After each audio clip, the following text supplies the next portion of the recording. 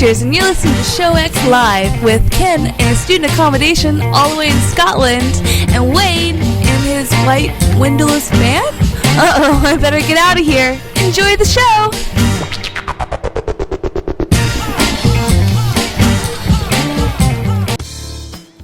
Hello, everybody, and welcome to Show X on VTWProductions.com.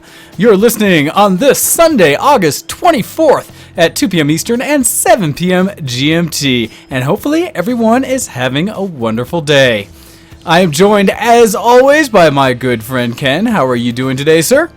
Hello, my man, and all the listeners. I am absolutely fan-dabby-dozy. How about yourself? Fan-dabby-dozy, that was a good way to be. I am doing all right. So right off, to lead off the show, I do want to do some problematic announcements. This is talking about the upcoming shows that we have all of September, because I will be gallivanting all around the known verse.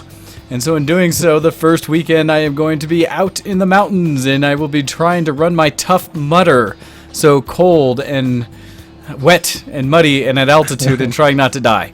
And so I am hoping to be back on Sunday in time for the show. So I'm hoping the first weekend in September won't be affected, but we shall see. The second weekend is my annual trip to NandesCon and my anime convention. I will be making an effort, best I can, to bring all of the rig and laptop and everything, and if they have viable interwebs at the hotel, we'll try my best to host the show from there. If not, we'll make sure that Ken is all spun up on trying to use the video setup so that we can get that going. So I don't know, man. It's kind of scary and new. I don't know how to do that. I know, it happens, but you got to work through those fears. Also, then, the third weekend, I will be at Riot Fest, which is a concert here locally that consists of a good 20-something bands. I've talked about them before, and I have no plans on being on the show at all. It's called Riot Fest. Yes, it is. And it doesn't involve Jinx or... No League of Legends that I'm aware of. But I guess I could always go cosplay of something there. That would be awesome. Go as Jinx.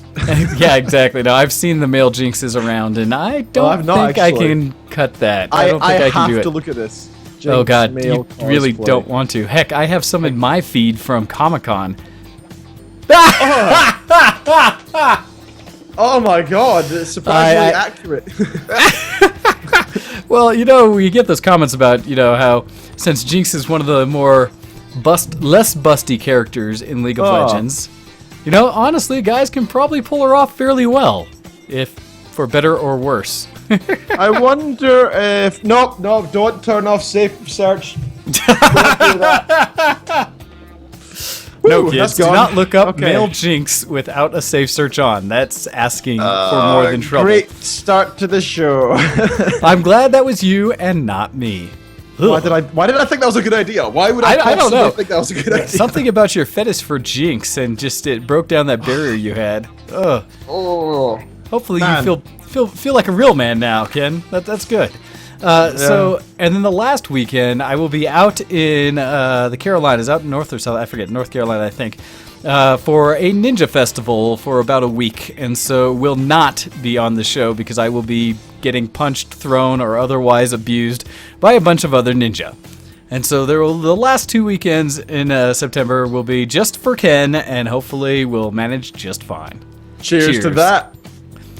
So, with that announcement, also, we had something we were talking about where we were hoping to get some other guests on the show. It seemed like people really enjoyed our time with Molly Lewis. We definitely did, and hopefully we'll have an opportunity to talk to her yet again. But we have been, and Ken specifically, has been scouring the interwebs for everyone internet famous that we can get hold of to see who else would be willing to come on and spend a little bit of time with us on a Sunday. So hopefully you'll be seeing some other interviews from us and people hanging out. And please let us know if you have any suggestions or any connections to people that you would like to hear or see on Show X. Oh, yes. Speaking of which, I do want to make a mini announcement. We don't have a date set yet, don't have a time set yet, but probably once Wayne's back on the show. I don't want to steal all the thunder. Mr. Interviewer over here. Nope, that's not happening. Instead, I'm going to wait a little bit longer, but Mr. Brad from Brad Sucks is going to join us on the show. Now, we have played his music for literally years here now. It's Creative Commons stuff, at least one of his albums are, and he makes some amazing, cracking music. So he's finally going to join us on the show and just discuss why he created his stuff in Creative Commons, which lets us play it, and how he's just so good at it, and why he actually doesn't suck, and all that stuff. It'll be very interesting. Outstanding. Yes, that is one of the next guests we have lined up, as well as I am hoping to talk to my friend Miss Presley from Act Out Games, maybe even at NDK. We'll see if I can manage that, depending on how busy she is. All right, so with that, we are going to transition and officially start talking about some things on the show, starting with functional deviations. So, Ken, what have you been up to this week that has not been geeky? Well, it has definitely not been geeky, sir. This week I've been quite the man. Oh, have you? The man, you back say. at the gym. I've started pumping the old guns. I've and last night I saw some pirates and boobies and drank. Really? I have had I did some like woodwork and stuff. I have been so freaking manly. Right, I'll start from the very beginning. Drank, boobies, and pirates. Okay, so last night, me, Kitten, and a bunch of our old friends got together for an old catch-up in Glasgow, in one of the ex-capital of Scotland. And had a good night. We go to this steampunk bar. I think I mentioned it before in the show. Really cool style. They have once a month. They have this 1920s themed Gatsby sort of themed night where there's like classic music, swing dancing. It's just fantastic. So we went there, but it wasn't one of those nights. So it was packed full of people being normal drinking and stuff. And then they had the entertainment start. And these two guys from jollyboat.co.uk, I'd like to give them a shout out because they're playing at this year's Fringe, which is a festival in Edinburgh, a very popular festival with literally thousands of acts. And they were getting 5 stars on each one of theirs, so they've been doing very well, these guys. I went up to them after the show and asked if I could have their email address so we could possibly interview them one day. And they said, yeah, sure, here you go, man. So we might also have a couple pirates on the show, which could be fun. So they do a theme. It's kind of very much reminding me of Flight of the Conchords, but much more piratey based. So that was awesome. It was kind of similar to Paul and Storm as well, because they made us all shout "Yar" while drinking and raising our mugs, and it was just fantastic. The whole place was packed. Everybody was taking part in it, and it was just so much fun. And boobies. So we were drinking, we had pirates, and in the next show, there was a dancer. And we were like, okay, cool, a dancer. There's a strip club next door, so we thought, we're not in the strip club, we're not going to see any boobies. We didn't expect to see any boobies. But then she started dancing, and slowly started taking off her clothes. And then slowly all the guys, and a lot of the girls actually, started turning their heads like, huh? Like, hello. What's going on over there? This dance is getting interesting, and it was completely legal because she had like plasters on. Oh yeah, she had little pasties, so nothing was really showing. No, nothing at all. Just everything, just 99% of the breast. So that makes it completely legal somehow. So it's okay, somehow. So that was fun. Saw some boobies with some old friends. Unexpectedly, I'm glad that was not a work night out and I didn't suggest that because that would be so freaking awkward, man.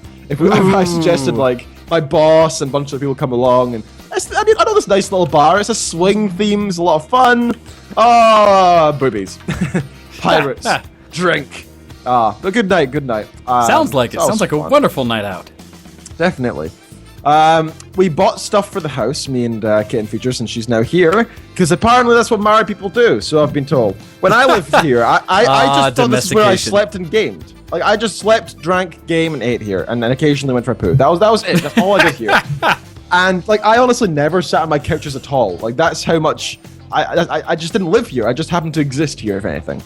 She's come in, she looked around and went, nah, this won't do. And spent like an entire week just redoing everything. And I gotta say, the place looks beautiful. I see it behind you. It looks like a whole new apparatus with things like standing on it and such. Okay, now the place is a little bit messy, so I'm not going to show you the whole room, but that new wooden sculpture of awesomeness and manliness and beautiful art was manufactured by myself. Well, actually, it was manufactured by like IKEA, I think. But assembled by myself. Now, I don't ever do any like handiwork whatsoever. I'm not exactly known for it. But I decided to use out my title as an engineer, and I actually managed to successfully put together a bookshelf and a bookcase. So very minor for most people, kind of common sense stuff, but for me that's an accomplishment, and I'm now a man. So Objective complete. So I also put up 2 shelves in the bedroom. Yeah, all by myself. Nice. What's worse? We don't have a hammer or like a drill. So no tools. I had my British Army knife, which is a knife, and like a tooth bit of metal and like a Okay. bottle opener. And I used that to assemble that. Wow, that's actually pretty impressive because, you know, tools are a nice thing. I tend to collect them myself. But Well, good job. Yeah, it took about 5 hours to assemble the thing. There's about 40 nails in the back, keeping the board attached to the wood, which I just had to keep whacking in there until they were finally in. And it was really hard because, you know, using a whole British Army knife, it's like this size. It's not like a little hammer. You have to just smack the whole thing against it and hope for the best. I put a couple things on the wrong way around, and then I had to fix that later. But I'm doing it all, so that was fun. Well, you followed at one directions, point- right? Kind of. Like, I kind of followed them. They assumed I'd have common sense again. That's where they fail, you know? That's where these instructions always fail. They're like, you think the instructions are wrong, but no, you are wrong. So I've learned why, like, men swear when they put these things together as well. I had blisters all over my hands when I was finished, because I was like, get in, damn it, just get in! Please don't take that out of context. And, yeah, shelves, and that was cool. So I did all that stuff. I was all very manly. I'm very proud of that. And then to make sure I'm not too manly, Kitten has decided to make sure I go and do some swing dancing on Monday. There's nothing wrong with that. It is completely manly to dance. You were talking to the wrong man if you want any sympathy about that. Your dancing is cool and modern. This is swing dancing. I gotta go. Swing dancing is... No, that's Well, jazz that's around like hands. Those are jazz Whatever. hands. Well, Swing I don't dancing, think you you're- tend to like actually take the gal and swing her around and do the twirls Golly and the gee. pretzel and Take the- everything. take the And gal if you're, with us. if Yeah. you're really good, you tend to pick her up and flip her around your body and things. And Yeah, so I'm doing that on Monday apparently, so... Yeah, I that's gonna cannot be, wait to hear follow up on that one. Yeah, that's gonna be fun. So I'm really looking forward to that. You see, I love swing music. I think it's great, and I love the beat, and I do sort of click along, and that's about it. Because that's what I do. I don't dance. So this was posted on Facebook. I posted a thing to the event for Monday night's page thing on Facebook, and I said, "Hey guys, what's the attire? What do I wear? Should I wear trainers, trackies, gym stuff? What do you Oh, wear? Is it a geez. suit? Like what is it?" And the guy responded saying, "Oh, it's just like gym shoes, whatever, sort of thing. Jeans, that's fine." I was like, "Okay, cool." And then I looked over the next morning, and all of my friends, like pretty much everybody, all liked it. All my guy pals, and it's sort of, "We have seen this. We know what she's making you do. You whipped man." So I got hell at work the next day. For Hey, doing that. there is nothing wrong with that. Some of the best men I know are specifically going to dance classes with their women. And I advertise to every man out there, if your woman likes to dance, go dance. Otherwise, you're a damn fool. Because she will dance, with or without you. I suggest with. Ken, get over yourself. It's a good thing. I don't mind it as long as it's not advertised on Facebook. You should be man enough to say yes. And have you seen my wife? She's amazing. Of course I'm going to go dance with her. I Done. don't think they'd respond well. I don't think there's any way out of it. Don't worry. So I'll Be do a it real Monday, man, gotta keep Ken, on and the- support the fact that you have a wife who wants to do things with you. Not the That's worst true. way to be. So I'm gonna keep on the down low. Gonna be quiet about that. What happens on Monday? I'll probably discuss it next week to you guys. This is a secret, okay? Don't tell anybody. So we'll see how that goes. So that's going to take away my manliness. But early on this week, Kitten has been looking for a job since she got here. Hey. So she was thinking, whatever, I don't care. Well, just as long as I have a job, I'll go for the ones I want most first, then slowly degrade it as we go, So first of all, it's like, that's like when I applied for Google and MI5, right? That's when you're like, I'm going to get When the you're shooting coolest for the job there sky. is. Yes, I'm either Yeah. going to have the happiest place to work in the world, or I'm going to kill people. Yeah, exactly. Oh, wait, MI5 doesn't necessarily always kill people. Sometimes they don't. I've seen the movies. Come on. Totally not fiction. So she's been looking around at jewelers and stuff, and she tried this one company. It's called like IGP. I think it was called IGP. Let me find out actually. In Glasgow, a very small. Yep, the Okay. IGP. Feel free to look into this, by the way. Very small company. IGPevents.com. So she said to me, they do like £25,000 a year, or more if you do sales. And I was like, wow, and you don't need a degree or any experience? That's interesting. So I looked online and I found them. And I found that this company is owned by this 24-year-old woman, blonde, gorgeous, has like 3 degrees, traveled the world, pretty much the perfect person. looks really fun. There's photos of her going on nights out and stuff. Okay. And after doing a little bit of research, welcome back, I found out that this woman does not exist. Oh. Hello. So, the job the kitten was going for, to me, kind of screamed scam, scam, scam, scam, scam, right? Yeah, it's a bit concerning. So I did some more digging, and I looked at where's the website and the company registered, and it's to this one building in the middle of England, where 425 other small companies with random names like JJP are also put. And apparently what they do is they go out into the streets with TalkTalk, which is an ISP in Britain, badges on, but they never once say that they work for TalkTalk. So technically that's legal.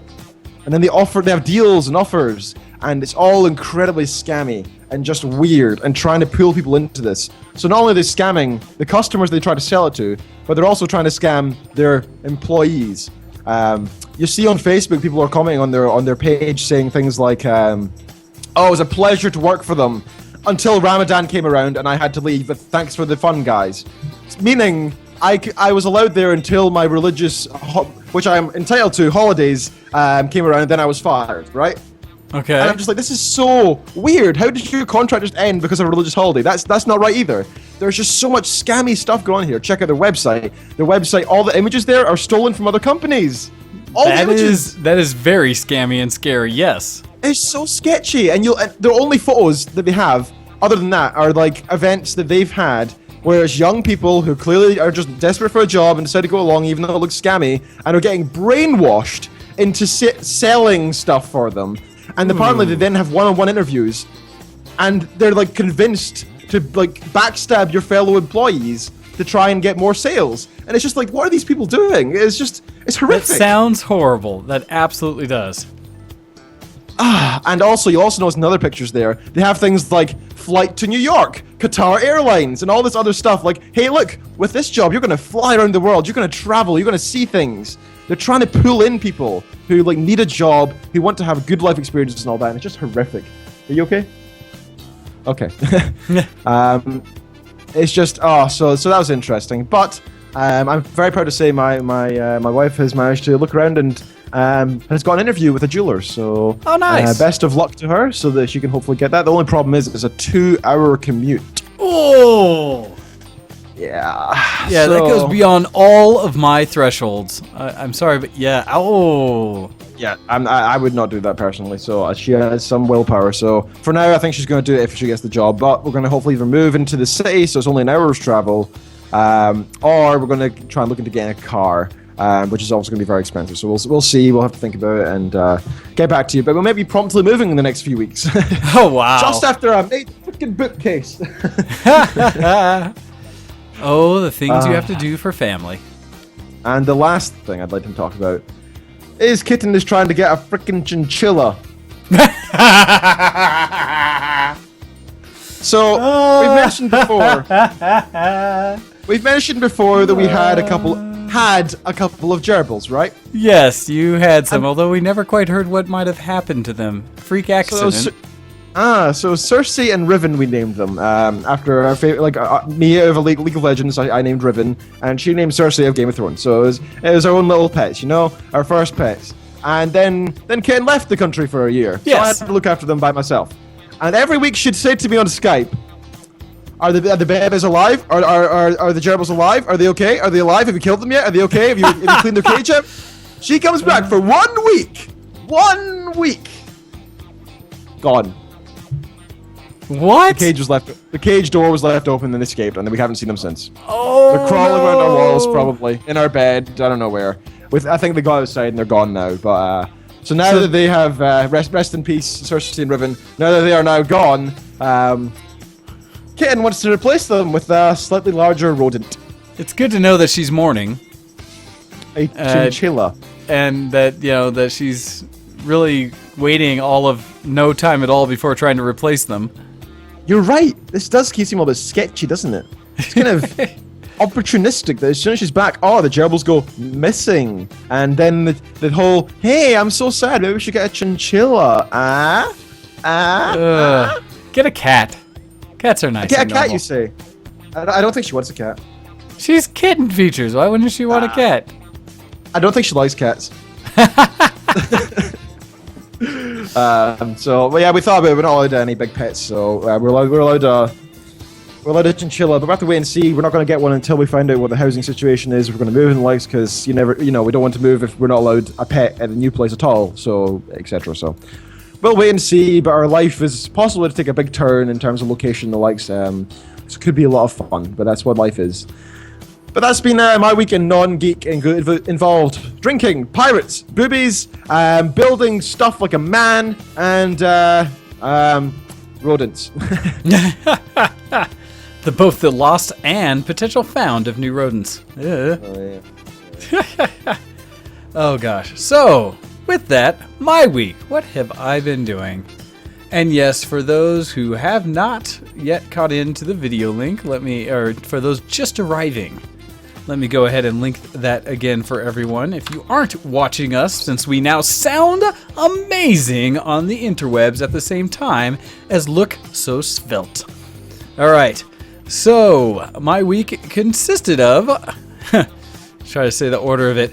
I made a poor decision, I would say, although I think I lived through it. After the show last Sunday, I had to run out and, what was I doing? I went out and went to the beer garden, I think. Somewhere I was out. Yeah, I think I was out at the beer garden or something. I'm meeting up with, I was out hanging out having beers because a friend of mine does brewing. We have a lot of microbrews and stuff like that, and friends of mine are working out making their own brewery here. And so they had tapped a new keg and we're getting ready to brew some more beer. And we're basically letting people try out some of the stuff they'd already have, which was quite tasty, very smooth, and something I hadn't had before. And so we're hanging out there having some beers, some pizza, and just kind of having a good time. And then afterwards, towards the end of the evening, kind of hanging out, it was like 9:30 in the evening on a Sunday, in the evening, and having to work the next day, I decided, I should probably be responsible and head home. And then I looked on Facebook, and I saw that a friend of mine from up north was heading down to one of the clubs I like to frequent to go dancing, she and a group of others. And so suddenly, when I should have turned left to head home, I instead turned right and headed downtown.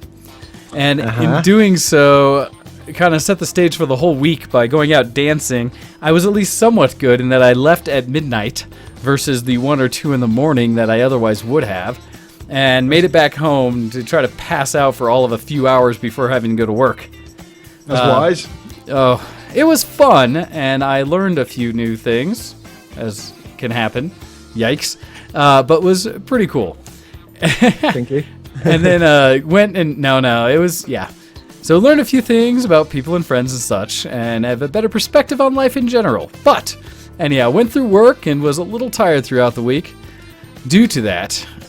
But that's okay. It's funny how one night out can make several days feel more tired. Well, because the next day you just kind of get through, and then unfortunately, Monday night I always go train, and so I didn't have time to go home and take a nap or go to sleep early because I was out training, got home late from that, so already going to bed later than I would have liked. Get up the next day, so I'm just continuing in this pattern.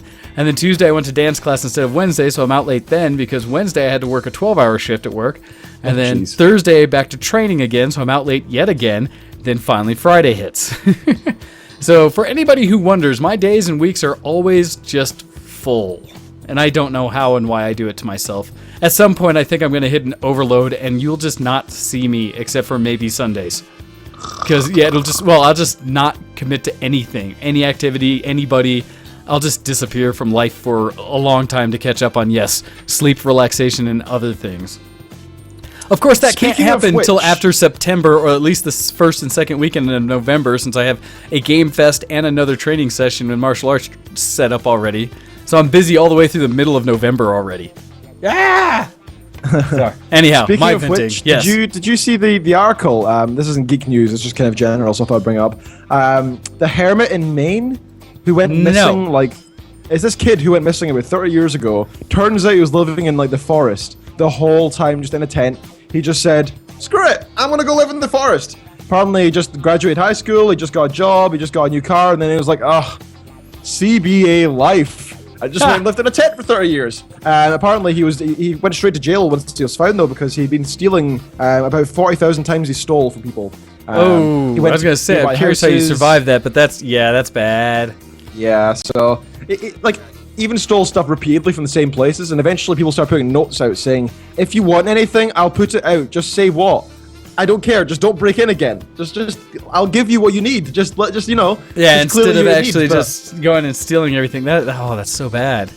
But if anybody's interested, just Google Maine Hermit and you'll find it. Just really, really interesting article. But this guy who really is just a guy from like the 80s, just a guy from the 80s. He doesn't know about the internet. He doesn't know about any of these things. It's crazy. It's crazy. It's the last real hermit on Earth, I think. So that's really impressive. I'm sure there's some out there, but that's pretty impressive. But in a way, I'm almost jealous. I hear that it's like, I almost want to just do that so I can disappear from the world for a bit. What's weirder is that he shaved every day. He has in perfect health. He was saying he almost died a few times in winters because apparently, Maine winters are pretty bad. Yeah, people that's say pretty staying far at north. one night is insane. It's not Canada, but it's pretty ridiculous. Yeah. All he had was a tent and like a coat, and that was it. But he managed to survive. And he was saying that quite a few times he thought he was going to die, and what he did, he just sat there and just concentrated on living. He just made himself not go to sleep. He said it was like a form of meditation. He just forced himself to just stay awake and not collapse. Just absolutely very, very impressive and crazy thing. Wow. Absolutely crazy. That is impressive, and I am surprised heavily by that. I hadn't heard anything about him. Sorry, you said about escaping from the world, and I was like, I've got to mention this. No, that is appropriate. That is what I was speaking about. But no, I just, like I say, I keep myself too busy. But in fact, the drinking beer thing, I did the drinking beer the Sunday night, and then both Friday and Saturday this week, I went to the beer garden out at Lowry. One to meet up with engineering friends of mine. I went to that, and then afterwards went to a barbecue and had more beers there. So I've had my consumption of beer, I think, for the year now. And then on Saturday, went back to the beer garden to send off one of the foreign friends that we had working with us for a bit. And so sent him off and had some more beers. And then, it has been a weekend. All with the fun aspect of then going out and doing some more photography this week. But to even make that worse is that Thursday night I had done training out late. Then I got up first thing Friday because I was challenged, finally, to the big Ice Bucket challenge that's been going around on the interwebs, especially on Facebook and all the social networks. So, everyone, I have completed my challenge. And I had to do it within 24 hours. And for those who don't know, I was waiting to get challenged. I just wasn't sure by whom. And so I was very surprised when the person that challenged me was none other than Ken's father, Mr. Malcolm Reed. And he called me out, and it was funny because when he got his, he called out both you, Ken, as well as Kitten, and myself saying, and Wayne Adams from America. I was just like, oh, geez. But I appreciated it, and it was fun because I had been thinking a little bit about what I would have been doing for the bucket challenge myself. Mm-hmm. First thing I did is I went to the website and donated. Very first thing I did, knowing I was going to do it. And I will have the link for the video in the show notes, as well as I guess I can post it for those who would maybe want to check it out on YouTube, although perhaps during the break. Oh, you piece of junk. Seriously, guys, it is the funniest video I've seen in a while. Oh, shush. I think Wayne actually made a genuine effort to go out and make a good, longer, enjoyable video. So you get to enjoy his banter throughout. You get to see a bit of his training regime as well. Admittedly, it was silly because what I did is I am very tired, or I don't like the Ice Bucket Challenge stuff that people are doing that really aren't committed. And so when I say that, the whole point of this is to be a challenge. That it's not going to be something that you just do like, hee, I'm done, and don't even have to think about it. So the whole point is to make sure that your bucket of water and ice, one, is a decent size, filled with water, not just like a little cup or all the other nonsense I've seen people doing. Two, that the reason it's an ice bucket challenge is it's not that you just suddenly dump ice into this lukewarm water and then dump it over your head. The water itself is supposed to be ice cold. And so what I did in my video is I put it out there. I got the big container of water, this big bucket of water. I dumped my entire ice tray full of ice in it from my fridge, and then proceeded to go on about a 30-minute workout so that it sat there letting the ice melt and chill the water the entire time I was out running and trying to get ready for my Tough Mudder competition. Doing the monkey bars at the little parks around my neighborhood, rings and push-ups and sit-ups and burpees and all these things. Way more than I should have. Teach me to do it on camera because, are the upper chest sore from really working out hard. Nice. But so did all that, got back, did the challenge. Thankfully, my cousin Hostel helped me out, and so I purposely even told him to take the bucket, get behind me up on our porch, so that I would not see when the water came. I wanted it to be a legitimate, like, bam, hit me and freak out for the cold. So my reaction that you see, I will say, is about as authentic as you can. And it hits me, and I may have not been able to censor my words completely. I let something slip out and just talked. It was, it was cold. It was frigid. But the nice thing is, like I said, this is hopefully going to get me ready for the Tough Mudder, which is only 2 weeks away now, because every event involves either 10,000 volts of electricity or icy, frozen water and mud. And so it's just like, yay. So this is, I need to like do the challenge now every morning as I get, as I go work out. Also, I did photography this weekend. God, it's been a busy week. I did 2 photo shoots. I did a senior picture shoot on Saturday for my old roommate's niece. She's just joining her senior year in high school down in Pueblo, and she decided that she wanted to see things a little differently than all of her other classmates, so she came up to Denver, and we took her up to Red Rocks and then downtown to the 16th Street Mall to do some photos. So did a photo shoot with her, spent most of the morning on that. Came back, did, again, the beers and things like that. And then this morning, and I was up way too late before coming and doing this shoot, but I had a model shoot this morning with a young gentleman, one of my friends at work's son, who is getting into modeling, and she wanted to get some more headshots for him, and so where she had some done prior by one of these professional photographers downtown, she really didn't like how they turned out. So I was like, I'd be happy to set something up, and I believe we got some pretty good ones. So that was this morning, followed by the other last thing I did, and yes, here's all me being silly, is this other stupid, I call this the stupid other challenge. And I really did not accept this challenge, and I really hate this challenge, but I was challenged, and so I'm kind of trying to do it. But our friend El Campo, you bastard, did his own challenge where he did the Ice Bucket challenge as well. I still say he did better than most that I've seen. He did it pretty good. So did my friend Shady. They both did pretty good. There's some other friends I'd probably call out for still not doing it as authentically. But so El Campo did it, and then he came back and got online and decided to set up this other challenge because this idiot likes to do a silly activity that I don't really understand fully called run. And he runs his arse off and loves it, and so running to him is like nothing. In fact, when we did the Boulder, he had barely trained, and he was like hopping and skipping around doing all the side events and still smoked everyone else in our group, and he was just like, what, I'm barely tired. I'm just, screw you with many big terrible objects. But so he put out a challenge that is the 35 miles in 7 days challenge. And it's not as bad as you may think, but it's essentially you need to go do something athletic for 35 miles within a 7-day period. And so you can do it over the multiple days. It can be running, it can be bicycling, it can be all these other things. It can't be driving in a car. And so the problem is, my bicycle I have is a little BMX bike. I am still not a runner. And so I instead went rollerblading, went inline skating with my street skates this morning, after the photo shoot and before the show, which is why I'm still in the workout gear. And I made it 10.5 miles today. Wow. And so I at least got just under a third of that challenge done, even though I hate it and don't want to do it at all. But the problem is, I don't know if I'll have another chance this week to do any of it. So, yeah. Anyhow. So that is my boring and yet epically filled up week. And I don't know. I'm stupid this way. Like I said, I'm going to fall out of the world at some point. But before then, let's talk about what else we've been up to and things that have been geeky this week. So with that... I'm a geek. Are you a geek? Geek cred, level up! Ken, what have you been doing that's geeky this week? Well, my man, not too much, because with Kate and being back, we've been quite distracted doing manly things, putting things together, that kind of stuff, so not done too much in the way of geek. Just a manly man doing manly things? Mm-hmm. Like, that's right. Like soccer practice? Soccer practice, yeah. Dun, dun, dun, dun, thinking of what song we're playing in the music break. Speaking of music, I played some guitar today, and I actually mastered, well, more or less mastered. I've now learned anyway, I wouldn't say mastered, and I know it though, is Power of the Horde. Oh, Warcraft really? 3. Oh, yes.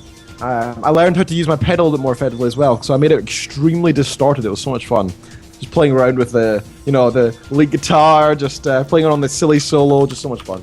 Really enjoyed Nice. that. I only played 2 songs today on guitar, but I still played guitar for about 40 minutes today.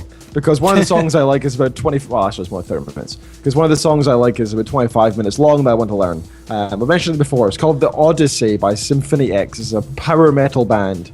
Well, no, it was symphonic metal actually, symphonic metal. Basically, the band are they're just these guys who love to play guitar and do rock metal, right? That's it. That's what they do.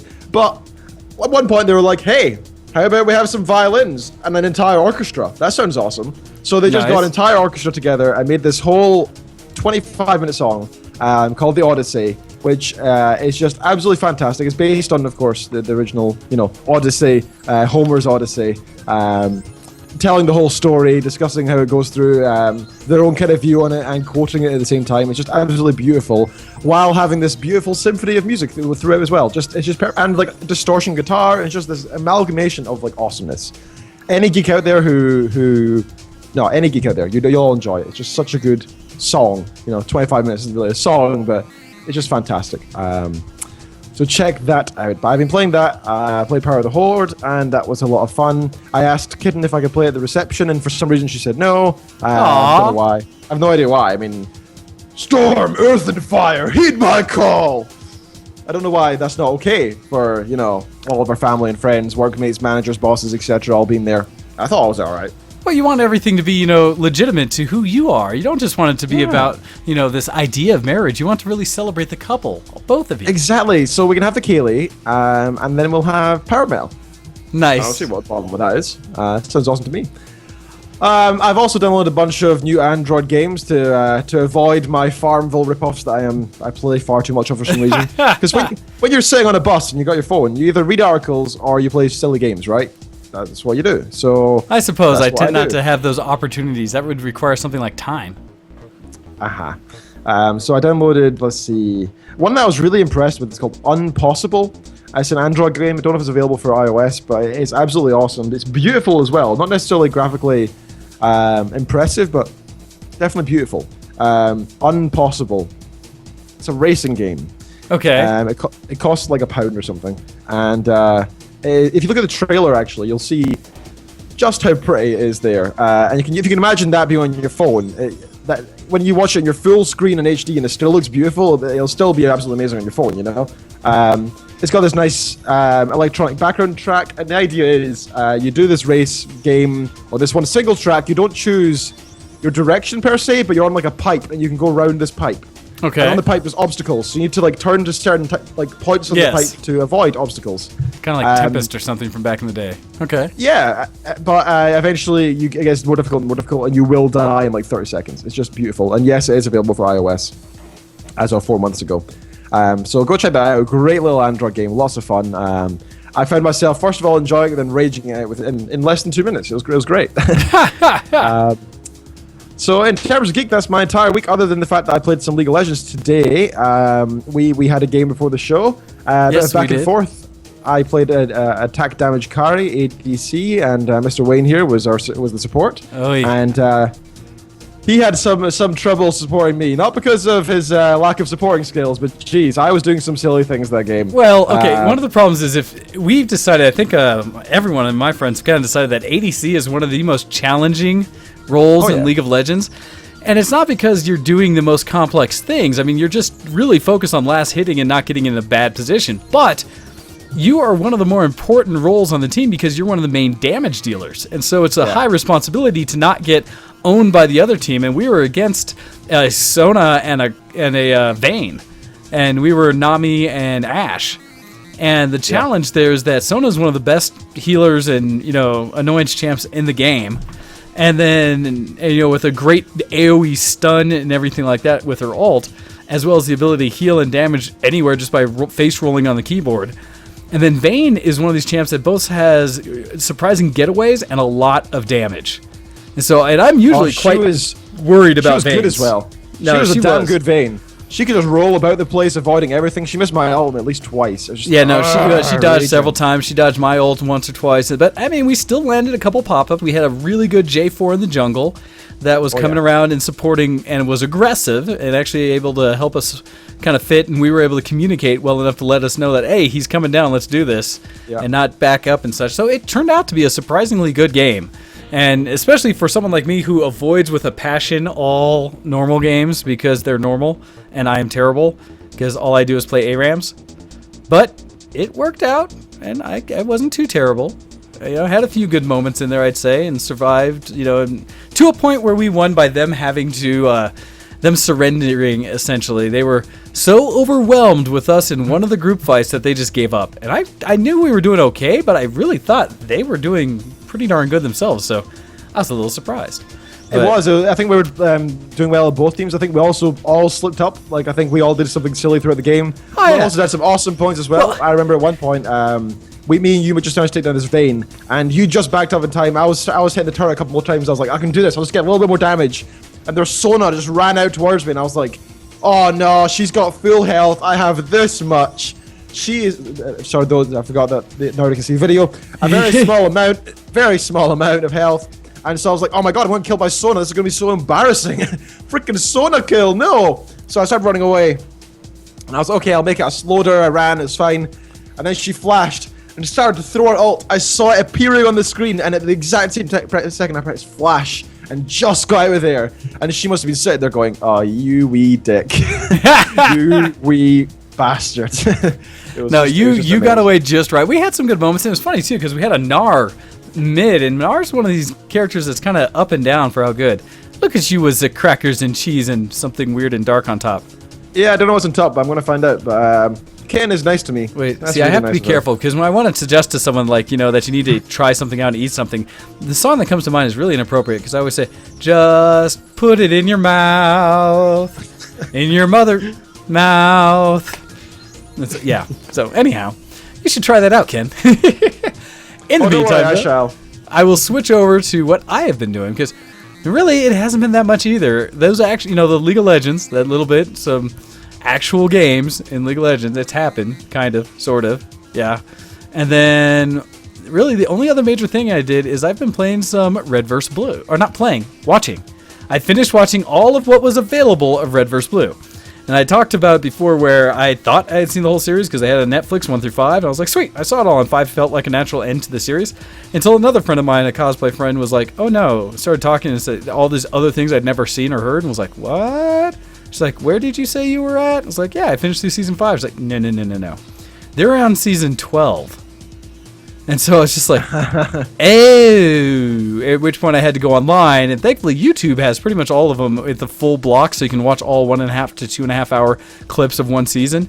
And so I just got on there and started watching them all.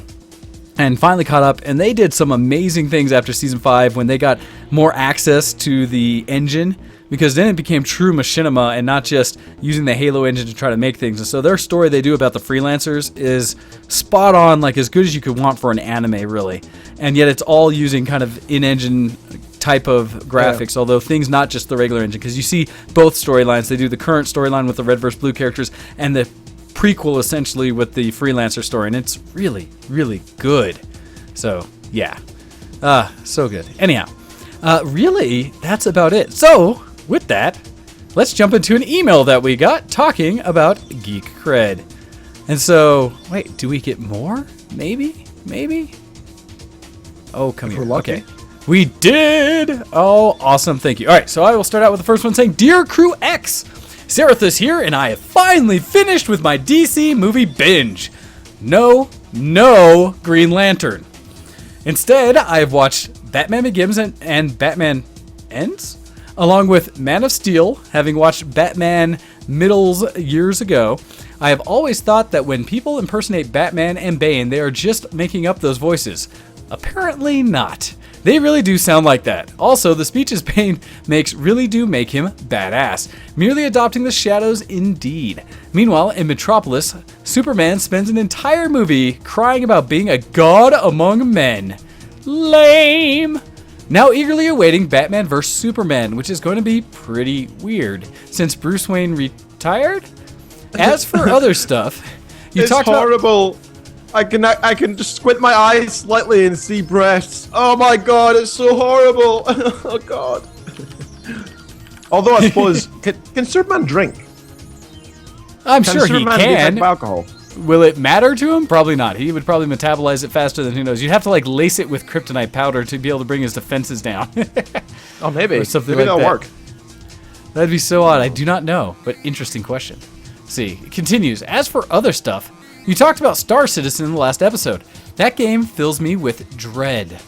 The hype and expectations have grown to such levels that delivering is nearly impossible. To implement all of those features seems impossible, even for a AAA studio. To quote, in Star Citizen, you can pilot a single-seat fighter all the way to a carrier 1 kilometer in length. And boarding ships, FPS combat on both the decks, stations, and planet side, mining where you have to cut up an asteroid with a mining laser before processing it, hiring NPCs to crew slots on bigger ships, and to top it off, the whole thing is an MMO? I simply cannot fathom how any studio can deliver this much. That from Stacerathis. And P.S. Don't ever play Monopoly with your loved ones. Ever. All right, so Serathis, I will tell you that, yes, Star Citizen kind of has this thing. There's a lot of hype and there's a lot of hope of what's going to come out with Star Citizen. However, having watched what came out with Gamecom, and a lot of my friends who've been watching and getting really, really impressed with just following what's going on with Star Citizen, I really appreciate what Chris Roberts done. Hostile Prey, my cousin, really pointed out that one of the things that he likes, as well as my other friend Spencer, is that Chris is focusing on the gameplay itself for the space sim. He said that when this game launches, it's going to be just Squadron 42 and the space sim part of it that's going to be like your Wing Commanders or your Star Wars X-Wing and all those kind of games. And he's focusing just on those mechanics first in order to get the core game out. At which point, then, he will start transitioning that effort to bringing all those other stretch goal features that we see kind of demoed or talked about into the game. So regardless of anything else, you're still going to get the space sim flight combat that you want, and that's going to be done right. Everything else, we hope and we'll see, but will come later when it's ready. And so with that, and the way Chris is doing a no compromise kind of discussion about how this game's being built, he even put out there where people complain about speed of ships and stuff like that, so he's speeding things up. And he said, but at the same time, don't turn around and start bitching on the forums that you don't like that you can't turn your ship when you're doing 300 clicks, per hour or whatever down this, because, you're going faster. Of course you can't turn as sharp. So those kind of things, because it's a physics-based game. So I'm really, really, really looking forward to it, and we shall see. Oh yeah, All right. definitely. And sorry, a kitten came over and saw a kitten on the video wall, and so stood next to me, just open-eyed, like, oh, it's a kitten! Oh, it's a kitten! And she was like, "What's her name?" I was like, "Dear, mid-show, I don't know her name. I don't know her name. Ask what her name is. We're mid-show. Just give me a second." So, Kitten's very happy with your cat and copy. Kitten really likes your pussy, copy. So say we all. Wait, what? So, email Ken. Yes, emails and stuff, professional. Upon realizing that my household hit the 300 gigabytes limit, along with the 50 gigabytes freebie given to us, I quickly contacted Comcast in regards to the bill. I asked the simple question: if we go over the 300 gigabyte limit for the third time, will the extra $10 a month be a one-time extra charge? In insanely broken English, he said, "Hold on one moment, please." And before I could respond, he put me on hold for 40 minutes, only to come back and say that indeed, it would be a monthly charge for the length of my stay with the service. Oh, wait. Okay. Use just in. Only to come back and say that indeed it would be there forever and ever. He quickly went to the ending of the script, and he said, "Hope you will enjoy your service." And my response was, "No, I won't." Click. Working from home makes this super hard on me. Do you happen to have any ideas on how I can get the workaround to get the business class without a data cap? So with that, well, at least for where I'm at, there's a couple things you should look at. One, if you are working from home, you should probably try to see if whatever company you're supporting, or if it's just for yourself, getting a business class connection. I know that one of my friends, his wife works from home, and so they get a full-blown business class connection basically covered by the company because it's part of the job structures, and you may be able to get that and get your internet subsidy. If it's yourself, you could just go and ask for a business class because you're doing business, and you just registered in your own name as the business name, unless you want to officially go into and try to use it for tax credits, stuff like that, and try to get some fees back as you're using it for business expense. If you do that, the business class from Comcast has no bandwidth caps. That's kind of one of the big reasons I used it, because I've definitely gone over 300 gigs in a month. In fact, I've done 700 in a month easily. And so with that, take a look at it, and you should be able to get access. Now, I will tell you, it costs about twice as much, because for the service I pay and the amount I get, if I had a regular residential line, it would only cost me like $70 or $80 a month, where I'm paying about $120 for the business class. And that's also renting the router and such, or the modem that comes with it, the gateway. So there's some aspects that really it's not too hard, but take a look. At the same time, much like Tabaxian is saying in the IRC, Google! Make sure you check all of your options depending on what's in your area. I really wish we had all of the options in all of the areas, but we don't. Just like I've said in the past, I'm looking forward to when CenturyLink brings gigabit Ethernet, to the Denver area, the greater Denver area, if nothing else but to make Comcast wake up and start providing better service. In the meantime, I will stick with Comcast until I get a much better offer, so we'll see. Any other thoughts, Ken, on that? It's just crazy to me that in this day and age, we don't, like, 1 gigabit is like a big thing. Like, wow, a gig is huge. We're like in the 90s with data transfer. What's going on?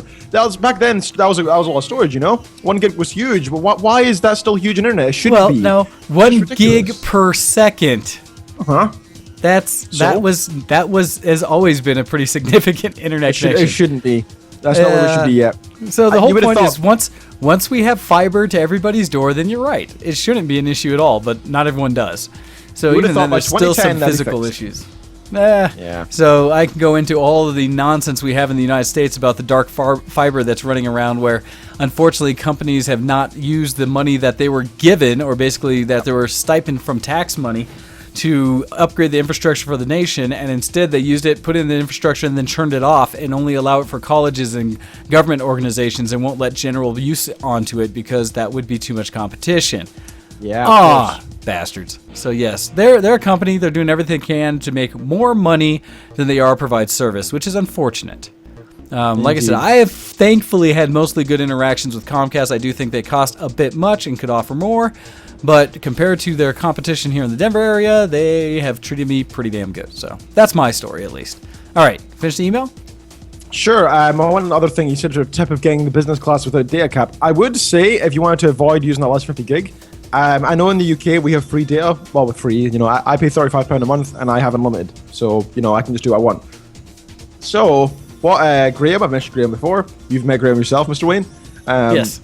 What he used to do for a good year, actually, is he'd just use his phone, right? So he'd put his phone into power, put it next to his window, and then use his 4G to just use his internet. And he'd play League of Legends. He'd download really fast, like 20 megaseconds. If you have a good 4G connection, that actually can work out well for you. Unfortunately, in the US as well, they have been doing everything they can to get rid of all of the wireless unlimited plans. Yeah. I have it with my company because I'm legacied in, and I will not lose that connection. I will give up getting a new. Well, I will give up getting a new phone. I've got an old iPhone 4S. I say old because this thing is like 4 years old. Don't mind the drinking glass taking a tumble, but it's about 4 years old, and it still goes strong. So, as much as I'm excited to maybe get the iPhone 6, if I get told that I have to change my contract in any way, I'll just be like, not happening. I'm good keeping my contract, please, and keep the old one as well. Well, so the whole point is, I did it in the past where I said, I will buy the phone outright or do whatever deal I can, but don't you dare touch my contract because I have unlimited data and do not want to lose that for anything. I would be pissed if I lost that, because I am one of those rare people that uses my data. It's what saved me, as we talked about a year ago almost, when we live streamed your wedding. Because I live streamed 2 hours plus of full resolution video to the interwebs through my phone from the beach. And I got, still, even though it's unlimited, I got the hate mail from my carrier saying, you have overused your limit. I was like, time out. I don't have a limit. And sure enough, went and checked my bill and did not get charged any extra. So yeah. Anyhow. All right. So let's see. And by the way, my whole family still love you for that. As you can tell by the fact my dad has you first in his mind, other than his son and his son's wife. for the bucket challenge. You're third on that list. That's pretty impressive, you know. If that earned me a place on a couch when I come out for the Kaylee, I'm happy. Oh, it's earned you for 3 weeks if you want, however long you want. Well, 14 days. I think that's what I'm planning. We'll have to discuss that again, by the way. Yeah. Soon. P.S. Ken, you sent me the pics of the Snapchat of you with no hair. I felt like it was a dig on the fact that I recently shed my hair due to the unbearable heat in the southern United States. You're a lovable, balding, pissed off nerd. Cup check. Aww. No, it wasn't a dig on you, man. It was a dig on me, my old me. It was like, haha, look how ridiculous I used to look. That's hilarious. I still like being bald, though. I kind of want to do it again. Though Ken's already moaning. I can hear it from here. She's saying, no. See, I'm trying to decide, because right now I have no plans to cut the hair, although it's amazing how many people seem to say that I need to get rid of it or something. I'm just like, meh.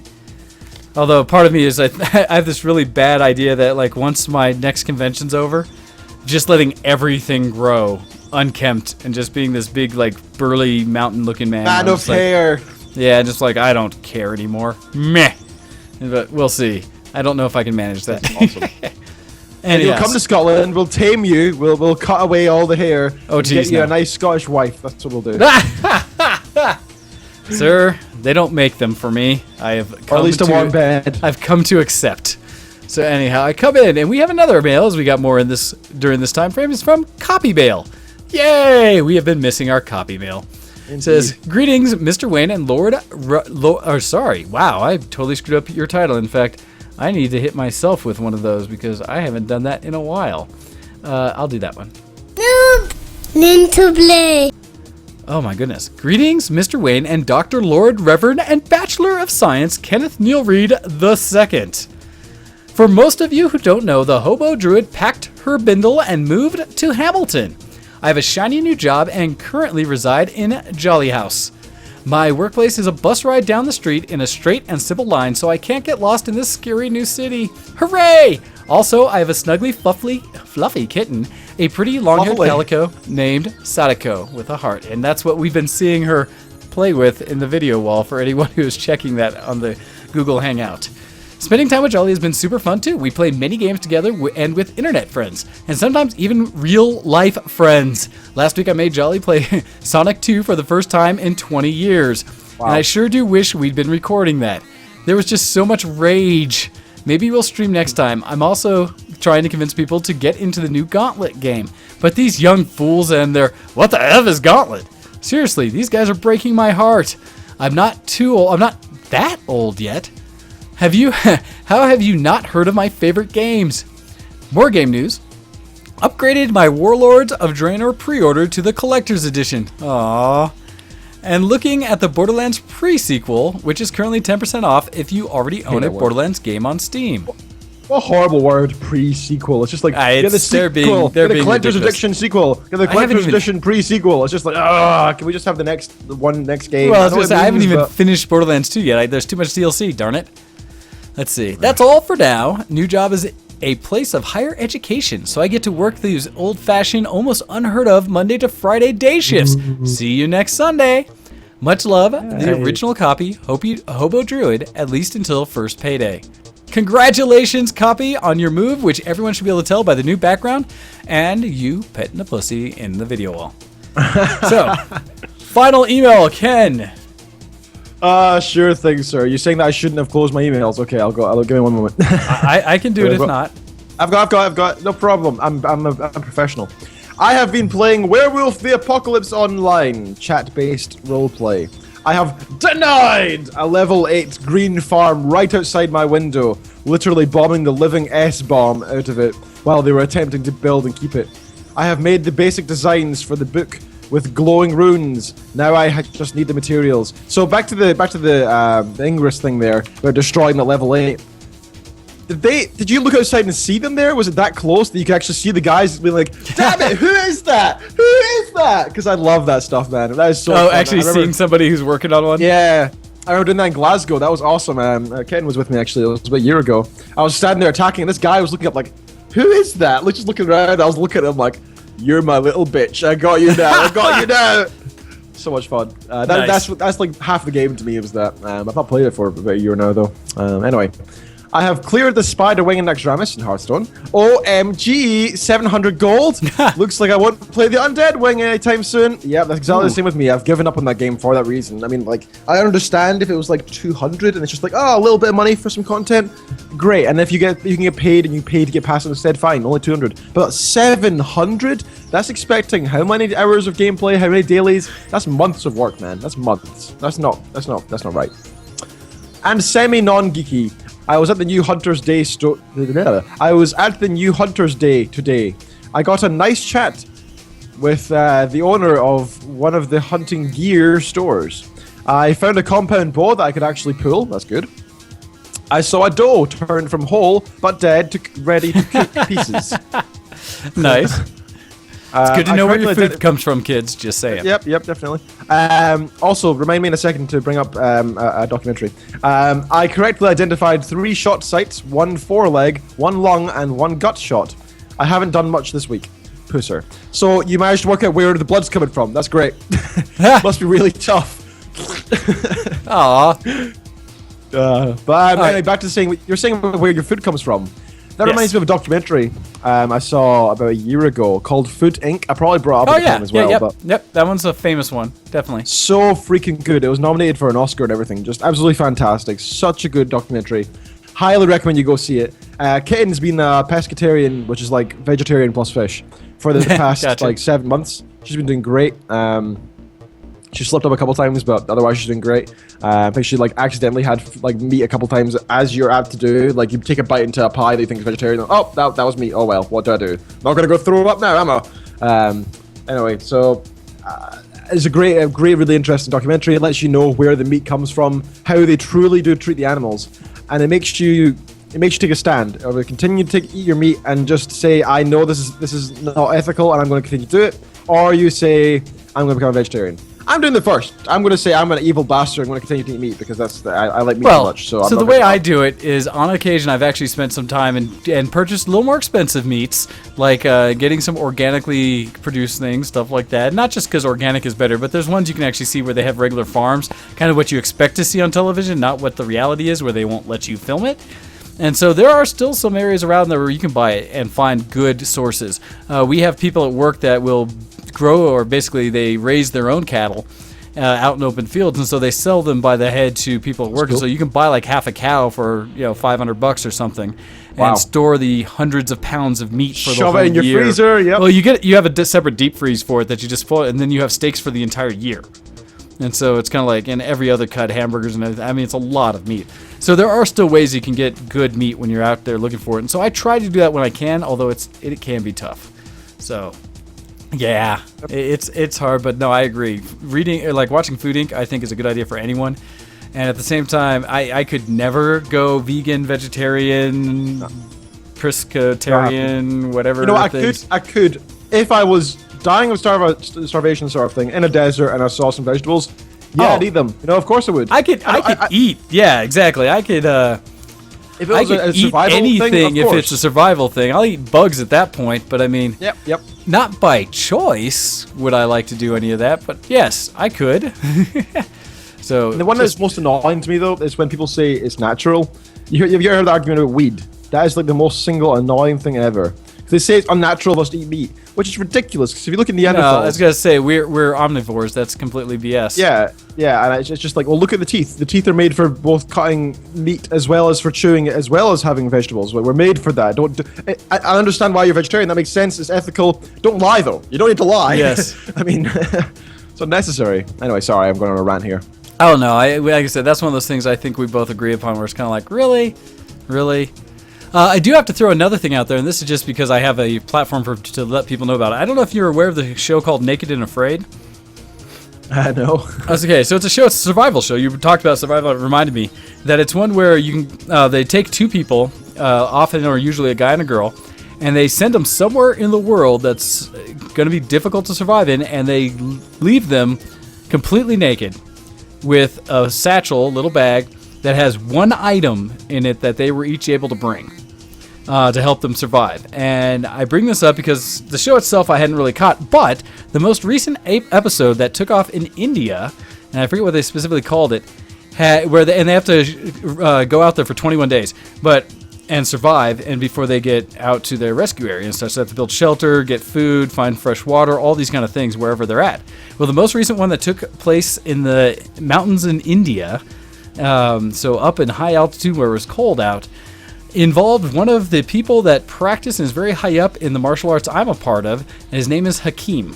And so I throw it out there to go check out, if you can, the India episode with Hakim and Phaedra that are in India, because you'll be able to see one of the Toshindo practitioners, so ninjutsu, and how he reacts to the naked and afraid challenge of surviving for 21 days. So just throwing it out there because it's part of the art that I'm part of and want to support it. All right.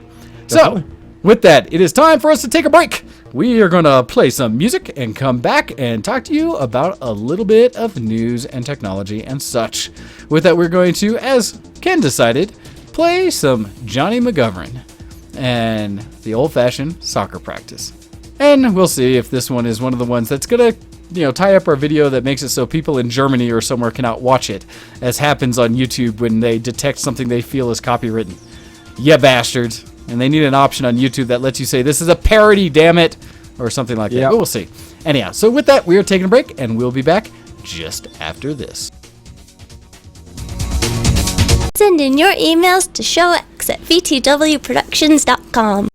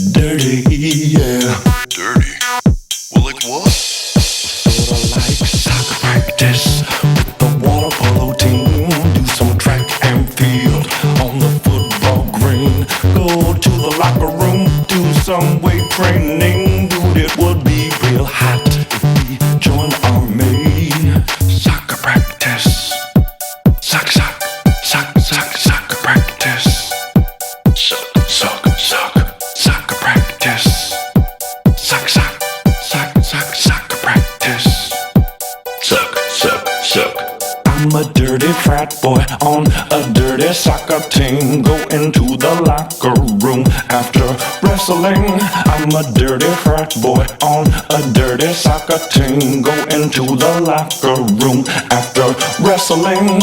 I was there cause my buddy's down.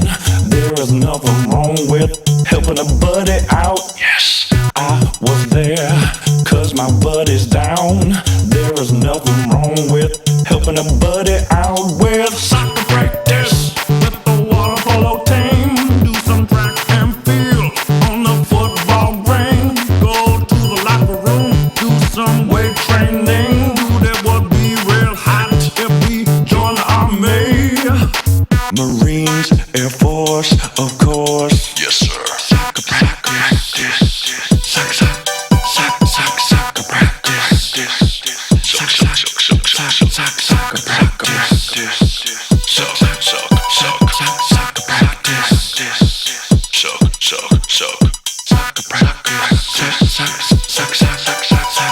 Soccer practice. Hey, buddy. Hey, bro. Hey, dude. Hey, dude. Hey, dude. Hey, dude. Soccer practice with the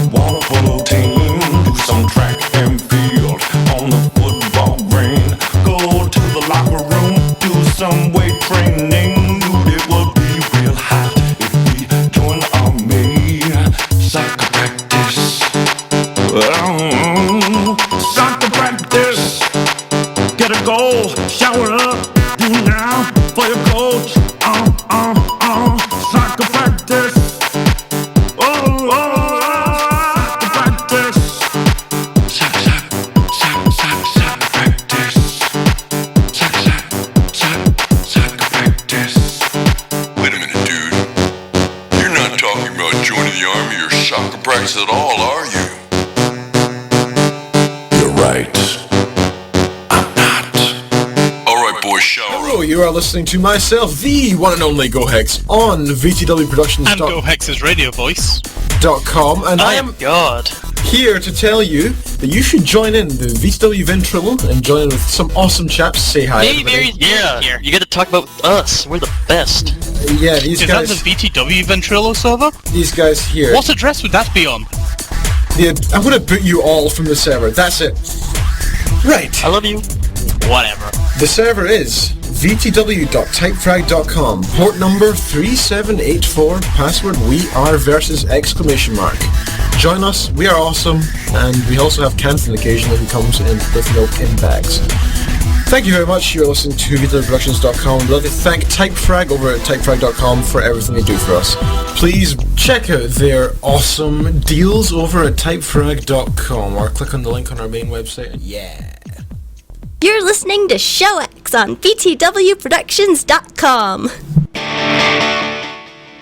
Hey everybody, and welcome back to the show. And we are joined right now by our good friend Hando. How are you doing today, sir? Gentlemen, how are you? How are you? I think Mental we're both doing Gen. good. Yes. You're supposed to say, when I say gentlemen, you're supposed to say, where? Ha! No, I'm a gentle man-ish. Wait, what? So what content just do you thought have to I'd, contribute? Yes. Yeah, I just thought I'd call in with a little bit of geek cred. I know that we're still trying to find a place for me to put these things. I usually try to call after the break. I don't know if that's kosher with you guys anymore, if you want me to do it a little earlier. Whatever. It's cool. It's cool. It's good to have you on. It's cool. Chill, man. It's chill. It's cool. Let's see. I'll start off with, did you guys, I showed Ken that game Space Engineers a while ago, and I was just kind of messing around with the interface on Steam the other day. Did you guys see the Titanic that they built? They built like a replica of the Titanic in space, and it looks like really good. Like, you know, of course, like when you get up real close and stuff, you're not going to have the ornate, you know, like woodwork they had on the ship. But from like just floating there in space, this enormous Titanic that these guys built in creative mode. Oh, dude, it was just like wow, that's really cool. Yeah, that was really neat. Well, also, let's see what else. Oh, I was doing a training with some of my audiovisual buddies a couple weeks ago, or like the week before this one, and so the director is there, and you know he's got a good job, and he's kind of intimidating, and but all of a sudden he starts mentioning, he starts talking about Will Wheaton. I was like, oh yeah, Will, yeah, I follow him on Twitter, and he starts talking about, I guess this guy brews his own beer.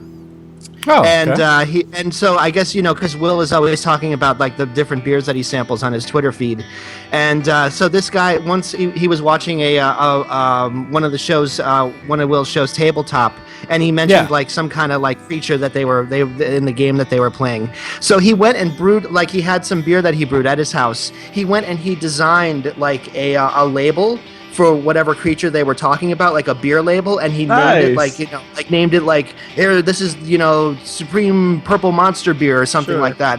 And he sent it to Will Wheaton, and I was like, oh, did he ever give you a response or anything? And he's like, no, he hasn't said anything yet, but it's cool, you know. I just wanted to see if even if he sends back like, oh, thank you for the beer, that's really cool, like what a great idea, you know.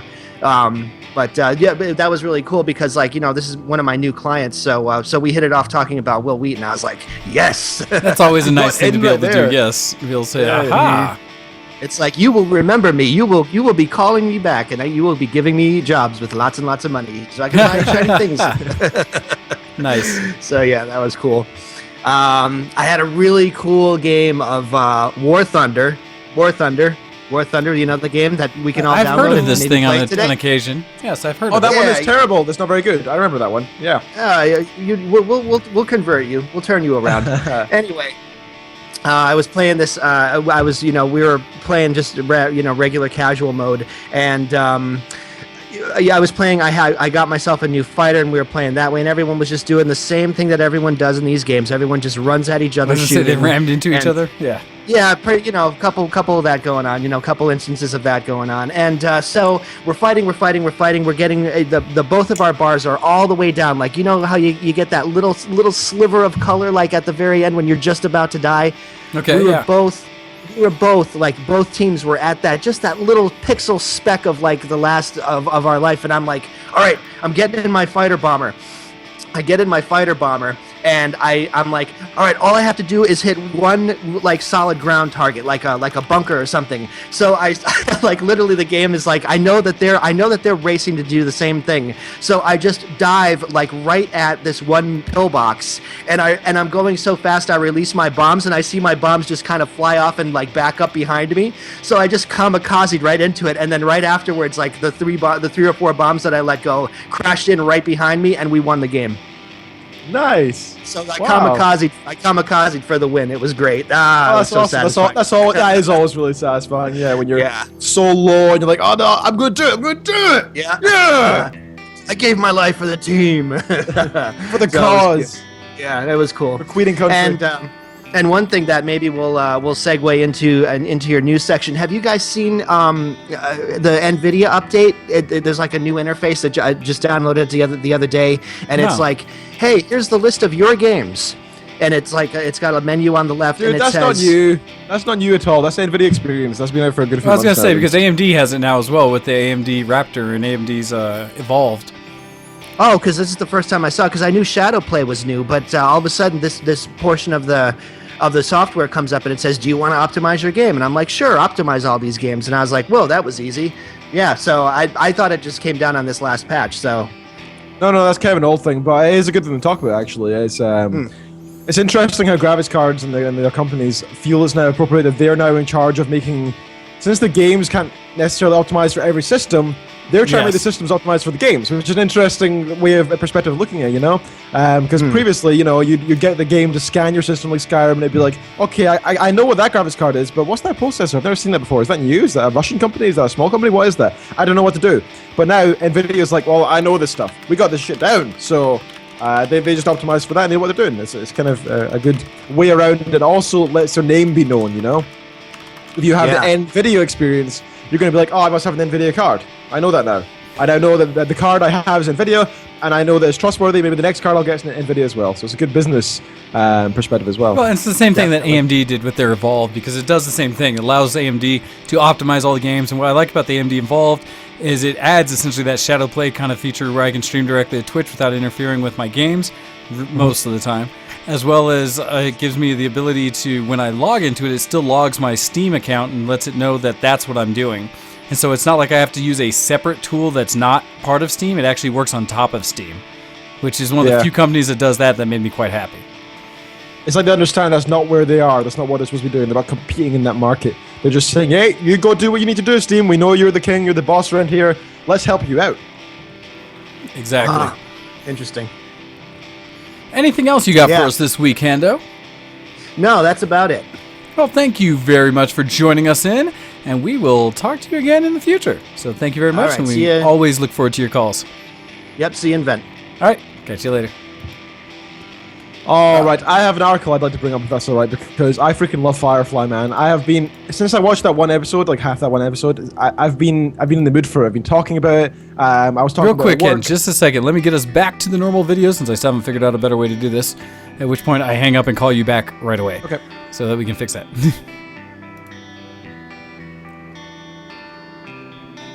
Professional. Okay. Yep, so that works wonderfully. Does that sound okay? Yep. Okay. That was perfect. Cool. Firefly, yeah. So I was talking about this at work, and my manager is a big fan of Firefly as well, being a fellow nerd. And I actually showed him Steam the other week and got him into Steam, and he's now converting slowly from console gaming into PC. He's like, Skyrim looks amazing on my laptop. I never thought it would. It looks so much better. And I've got these DLC, and they're free. It's called, and I was like, oh, The Workshop. He's like, yeah, The Workshop is awesome. I'm like, dude, that's made by users. He was like, really? That's so cool. So, yeah, we're talking about Firefly, and he said, hey, have you seen this yet? And linked me to Firefly Online. And not quite an MMO, but similar. It's an online experience of Firefly, yes.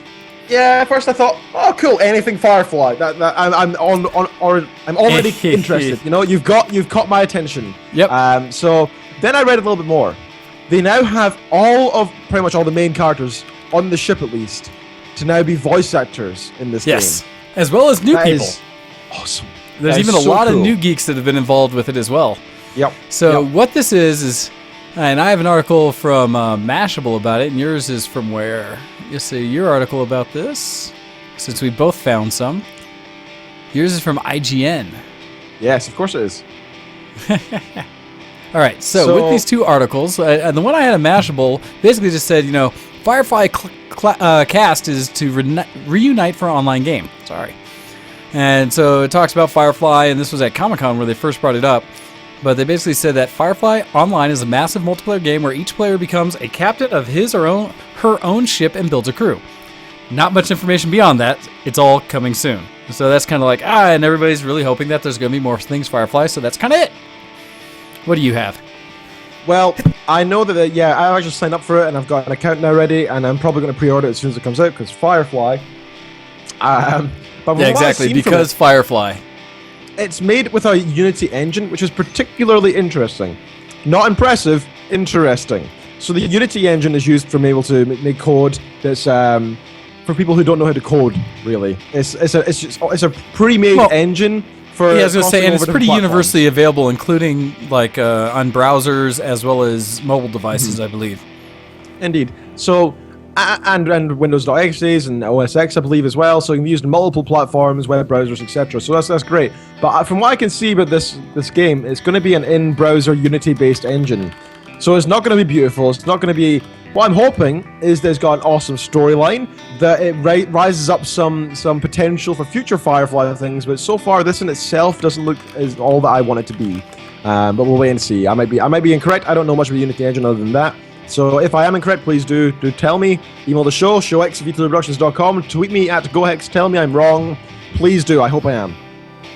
Anyway, Jewel State, also known as Kaylee, in Firefly. You know what I said? Hey, real quick, just because. Technology, news, and more today on the Geekoscope. Hey, look at that. I remember I Indeed. had something there. On Twitter, Jewel State said, recording a whack load of Kaylee dialogue for Firefly Online game. I now know how to say monkey balls in Mandarin. Woohoo! You can tell from that it's going to be good. Yes, right away it's going to have all of what we care about. And It's going to have Kaylee and monkey balls. So. And yes, I did try to actually email Kaylee, aka Jewel State, and Nathan Fillion and the rest of the crew for an interview in the show. But oddly enough, I can't find an email address publicly available for them, unlike I could for Felicia Day or for No, you couldn't. Brad or anybody else. So I try to do the Twitter things and say, hey, the Shepherd book is asking for a interview with Nathan Fillion. Hey, may as well try it. I mean, even 10 minutes would be awesome, just to enjoy that experience of hanging out and be like, heck, dude, you're the man! You're the man! I'd be happy for a audio snippet at that point. Hell yeah. Anyway, so that's one article I had to bring up. Anything else is just, whatever. Gotcha. Whatever. That was the Firefly. important one. Everything else is fluff. Yeah. Not really. Continue listening. Anyway, it's your turn, sir. What have you got for me? What have you got? Oh, so a couple things. One's a follow-up. I'm going to do two quick ones. One's a follow-up from last week where we were talking about Robin Williams and our disappointment in his passing, of course, but how the petition went out for Blizzard Studios to try to include him as characters in World of Warcraft. So it has been announced, or not really announced so much as kind of found, that in some of the code that's as of yet unplayable, that there is perhaps a trio of characters that are all included named Robin. One of them is a blue-colored djinn, no doubt a reference to Williams' role as the genie in Aladdin, as well as it looks like potentially both a male and female character named Robin. All of them are named or listed as Entertainer. And so Robin the Entertainer in each of them. And so the expectations, we will hopefully get some NPCs that are added to the game with the next major drop with Warlords of Draenor that will also have some of his signature lines or things that are kind of harkening back to a lot of the work that Robin Williams has done. And so I do want to give a rare, for me, shout out to Blizzard for doing something good for the gaming industry and for all of the fans out there, for Robin Williams, by listening to the public, unlike Nintendo, and actually working on building a character to pay homage to his love of gaming. Well, I mean, here, it's simple, it's simple marketing, right? I mean, if you just think to yourself, hey, if I just do what all these thousands of people are calling me to do, we will get more people buying our game. Maybe I should do that. You know, it's just so simple. Why wouldn't you do it, you know? It does seem like a quick win and something that gives you a ton of, like, bonus, you know, positive outlook from the community to do something like that. But at the same time, I mean, it's not something they had to do. So, like I said, I will give them credit for that. And I don't know what the heck Nintendo has up their rear. So, I did want to show that follow-up says it looks like they've listened to the people and that they are doing something good with that. So, a follow-up one or another one, and this is based on where I mentioned I did the ALS challenge day, or this week for the Ice Bucket. This news article comes from Salon, and actually these all come from News 360 because that's where I live to catch my news, like I've said before. Nice. So this says the Ice Bucket challenges stem cell controversy. So ALS and this whole challenge the whole point is to raise awareness for basically Lou Gehrig's disease, a degenerative nerve disease that pulls away all the ability for you to send signals to the extremities of your body. It eventually gets worse and worse to the point where you can't walk, can't grab things, in many cases can't talk, feed yourself, all these things, and usually you will die a very early death compared to what your normal lifespan should be. So it's a horrible thing. There's no cure. Well, this one specifically, and yes, this is me getting political, says because life is precious and human dignity needs to be respected, of course now anti-choice groups are now coming down on the Ice Bucket Challenge. There are plenty of legitimate reasons to question the unlikely philanthropic viral sensation of the summer, from its gimmicky premise to the way it overshadows our own government slashing of medical research funding, but it's hard to argue with the more than, and at this it says $13 million, but I looked it up and by the time I did mine it was up to $51 million raised for ALS so far, or the awareness that the stunt is raised for the vicious and so far incurable degenerative disease. But the story is taking a new twist as religious groups are now beginning to discourage followers from participating because ALS research at times relies on embryonic stem cells. God forbid oh my God. Oh, wait, that's exactly what they're saying, Ken. That's exactly what they're saying. Yeah. Oh, Jesus. See, there it is again. That's what's happening. So this week, the Archdiocese of Cincinnati specifically asked Catholic school leaders at 113 schools to, quote, immediately cease any fundraising plans connected to the challenge because the ALS Association funds at least one study using embryonic stem cells, which is, quote, in direct conflict with Catholic teaching. So speaking to Religious News Service Today, the association representative, Carrie Monk, said currently the association is funding one study using embryonic stem cells, and the stem cell line was established many years ago under the ethical guidelines set by the National Institute of Neurological Disorder and Stroke. This research is funded by one specific donor who is committed to this area of research. The project is in its final phase and will come to an end very soon. She added that donors can, quote, simply stipulate where their money goes and can ask that it not pay for embryonic stem cell research. So there's a way out and a way around, everyone. But it's not immoral. There's nothing immoral about it. It's just nothing. It's nothing. It's just research. It's just looking at some cells. That's all it is, guys. But they came from embryonic stem cells. Those could have been babies.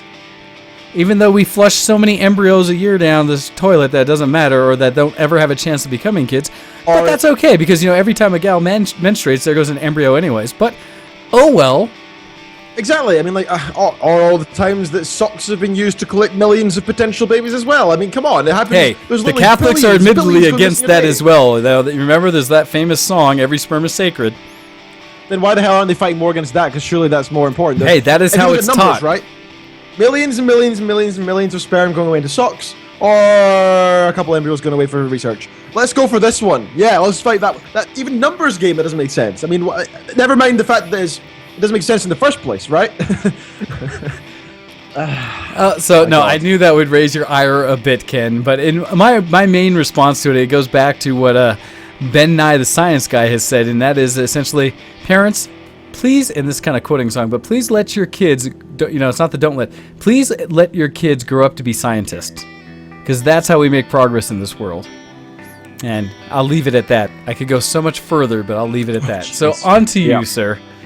Oh, man. Okay. I know. Okay. I'm sorry. You should have done that, man. Let's talk about WoW. Oh, so now I'm you're going to get back at me? Yeah, that's exactly what it is. No, not at all. This is actually giving you this is throwing fuel in your more fire, ammunition, actually. yes. Blizzard is increasing the pound sterling, so UK, cost for recurring World of Warcraft subscriptions with the release of Warlords of Draenor expansion, according to the post on battle.net forums. What are you going to say? Yeah. All that more WoW. What's going to cost you now, Ken? So, it's not crazy. From November 13th, monthly subscriptions will rise to £9.99, so £10 really, from £8.99, so £9 to £10. 3 months for 28 from 25, and 6 months 52 from 46. So just how math works. While the 3-month prepaid time card will retail for $20.99. Players with auto-renewing subscriptions, when the increase takes effect, will retain the current price for 2 years. That's awfully darn nice of them. I bet this is what they're doing. I bet they're just like, I may as well not cancel it because this way I'll save £1. I bet that's what it is. I bet that's what it actually is. It's nothing to do with the fact. I was going to say, I bet you what it is people are going to suddenly sign up for the 6-month times now for reoccurring so they can get that ahead of time. Maybe. Those who sign up for recurring, those who sign up for recurring subscription prior to the expansion release will be also be eligible for the price lock-in. Blizzard will remind players 2 months before the cost increase. A Blizzard spokesman told us that it currently doesn't have any subscription pricing changes planned for Australia and New Zealand. Therefore, everywhere else it does. Exactly. So yeah, that's one of those. When you lose 800,000 subscriptions in the year, what do you do to try to bring that money back in? So bad. You make all 7 British WoW players pay an extra quid. Fantastic. Well done, Britain. Well done, Blizzard. Ugh. All right. I've got another one I'm going to jump on as well. But Go for it. It's kind of interesting. So, next month, there might be a little bit of a possibility that something interesting may be happening in the world of tech. You guys are familiar with Windows, right? Well, Microsoft may be revealing Windows 9 in September next month. According to The Verge, sources suggest that Microsoft is planning a press event on September 30th that will detail upcoming changes to Windows as part of a release codenamed Threshold. Microsoft also plans to release a preview version for developers on the same date or shortly afterwards. The preview will give developers a first look at a new mini start menu, as well as several UI changes and the removal of the charms bar. Microsoft is reportedly compiling builds of Threshold that include Cortana, a competitor to Apple Siri, but it's unknown whether the digital assistant will be made available as part of the tech preview. Windows 8 was first revealed in 2011 and invited divisive opinions, with Gabe Newell calling it a catastrophe for everyone in the PC space. Will Windows 9 be able to turn things around, says IGN? Will they be able to turn it around? Windows 9 interface by a Finnish designer has been suggested, and who knows if that's what's going to look like or what, so we'll wait and see. As I've always said, there are ways to customize anything, so wait and see. Just wait and see. Oh, boy. That's one of those that, well, it'll be interesting to see what they do, because I'm curious how much code change they've had in this time frame since the release of Windows 8. Because, it was, I think, quite a while between 7 and 8. And between, 7 and what was part of that? Vista? Well, that one was kind of truncated because they were trying to do anything they could to get rid of Vista because of all the bad press it got. Well, so in a way, that's almost the same thing as Windows 8, right? Because 8 got nothing but bad press. There was never a point where 8 was thought of as like, oh, we need to upgrade to 8. Everyone was kind of like, I got 8 because I got a new computer? I went up to 8 and went down to 7 like 3 times. Each time I was like, it'll be fine. And then my software doesn't work with it. And I can't do the show. And I'm just like, nope, back to 7 I go. So bad. And so with that, it's interesting, but at the same time not surprising that they're going to go try to push to Windows 9 as quick as they can and try to get people involved in that one so they can start selling another OS. My concern is I don't know anything about what they're trying to do for Windows 9. Really? And so I can't say anything about whether this is a good or a bad thing at this point. It's just another version of an OS. Now, I'll be disappointed if suddenly this makes, Windows 7 go to the way of XP and they stop supporting it already just because they have another version out. That would make me pretty pissed. But I can't imagine they do that yet. And the Windows 7 architecture is so similar to 8 that I'm sure it's going to be very similar to 9. But we'll see. Who knows? Maybe they'll finally get that new file structure that they've been hinting at for the last 5-6 years or more. That's supposed to be so much better. That new WinFS that I've seen reports on that were amazing that they couldn't get to work quite right, so they stopped. Yeah, we will see. Research is always going with these kind of things, and efficiency is always an important thing. People say it's not because we've got such powerful processors these days, but no, efficiency is still a must in all systems, because then it's cheaper. So, very important business. Anyway, that was my article, sir. What have you got? What have you got? All right, so mine is going to switch over to something that I'm hoping Kuro will pay a bit of attention to. This is a bit of an article coming out of DEF CON, which was very recent. And this talks about one of those pioneers of the industry that's gone kind of his own route for a bit, from John McAfee. And so this article comes in and says, computer antivirus software developer John McAfee made a surprise appearance at the DEF CON Hacker Conference in Las Vegas, where he spoke about the, quote, eroded nature of privacy in our lives today.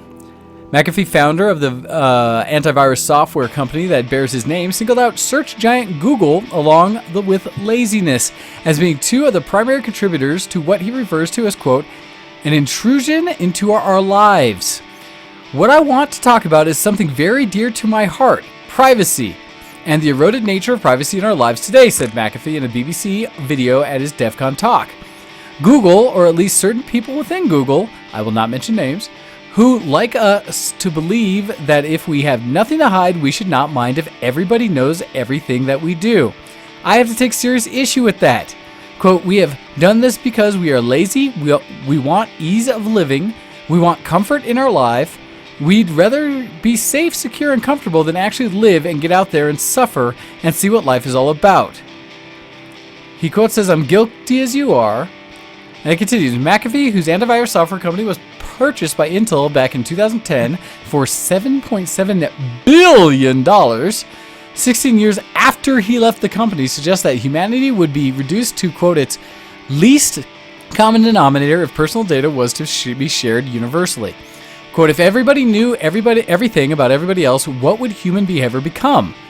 We would be limited to the least common denominator of human behavior, those behaviors which no one would find offensive. You need to think this through.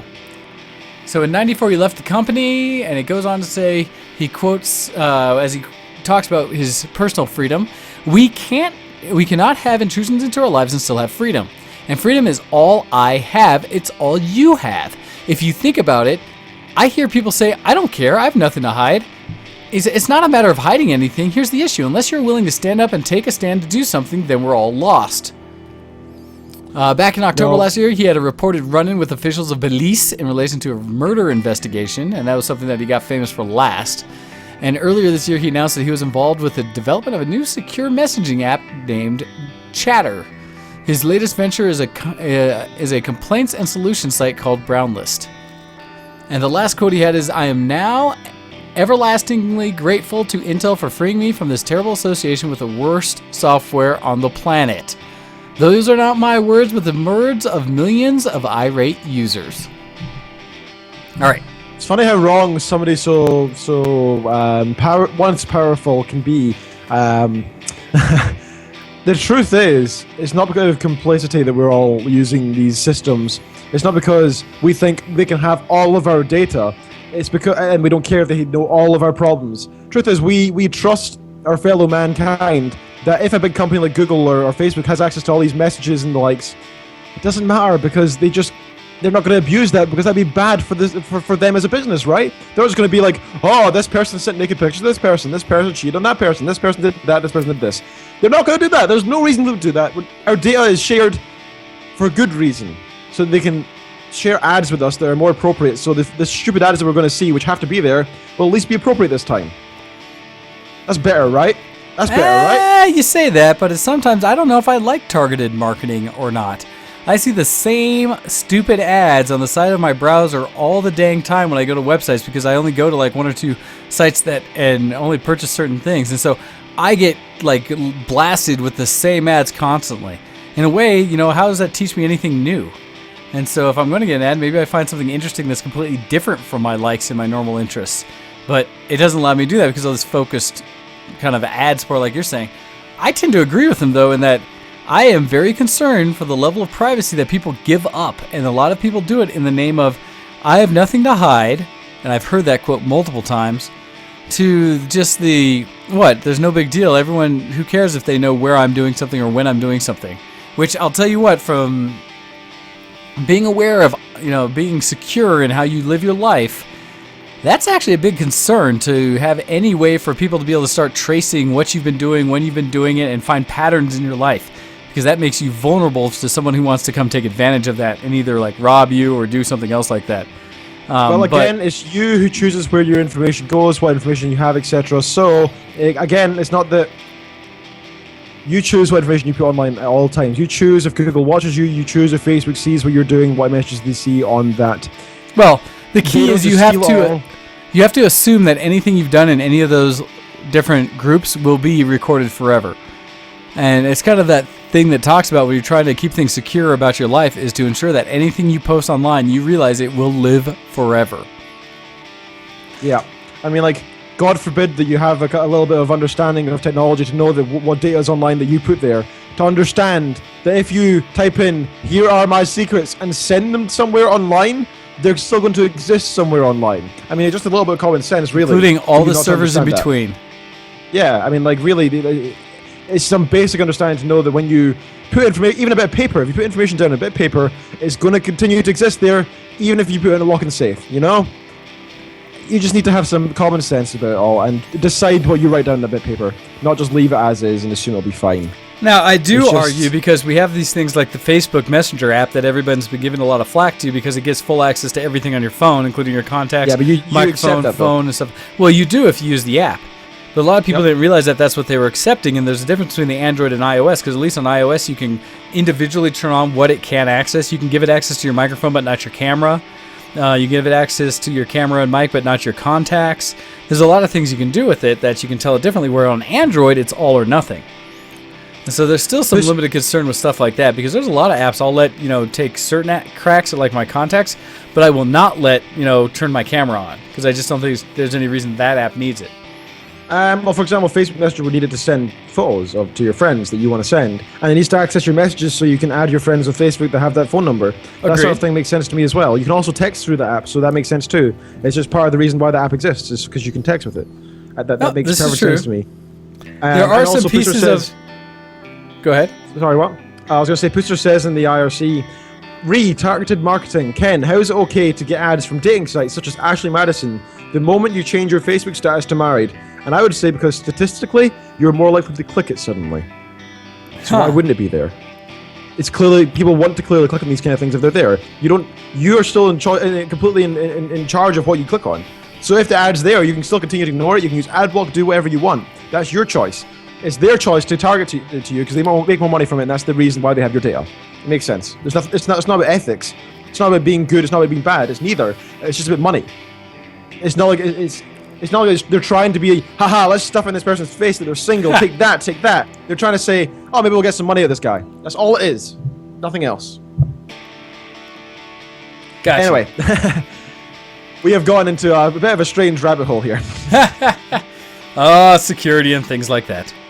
It's a good topic. We always do enjoy here. Anyway, I've got a couple good articles here. All right. That's all right. This one is about Skyrim and the Skyrim mods. Now I know the thing is, people think, oh, Skyrim, that was so like 2 years ago now, or more actually, I think. So why would you talk about that? Well, Skyrim's got a lot of stuff, especially on the PC. There's always more and more getting added to it, especially through mods. Now here are 15 mods that make Skyrim look beautiful, which says make 2011 look like 2015.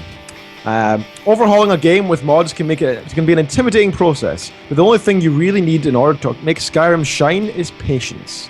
Since each mod needs to be properly installed and configured, it can take hours to get everything in working order. Certain methods of beautifying the game, such as STEP or the Skyrim Total Enhancement Project, have been known to take as long as 8 to 10 hours to fully configure, rather than force you, dear modder, to spend those precious hours that could be better actually used playing Skyrim. Here's the list of our 15 and then some best mods that will drastically improve your adventurous experience. So I'm going to go through a few of these. I gotta say, from the screenshots, they are absolutely gorgeous. Please check the show notes to look at yourself, because it's worth looking at. I'm putting it in the IRC just now. Really worth looking at. I'll put it on my Twitter as well, just to make sure people can see anywhere that they are. First one is Let There Be Light. Installing Boris Voronstov's ENB series modification and configuring it is actually far simpler than one would expect. Simply download the necessary files and copy them to your main Skyrim game folder, which is like C, program files, Steam apps, common, Skyrim. So it's just the generic path. And just throw it in there and it'll work. And it's absolutely beautiful. It's a light mod, which makes just like sun shafts, you know that in World of Warcraft, but imagine that times 300 better, because World of Warcraft doesn't exactly have the best graphics. What a wonderful world! Once you've installed your lighting and the preset of choice, then the real work begins. There are hundreds of texture mods and updates for flora, fauna, armor, weapons, and more that players can choose to include in their game. But here are recommendations of must-have mods when trying to make Skyrim look beautiful. Skyrim HD replaces the normal game textures with 2 or 4K textures.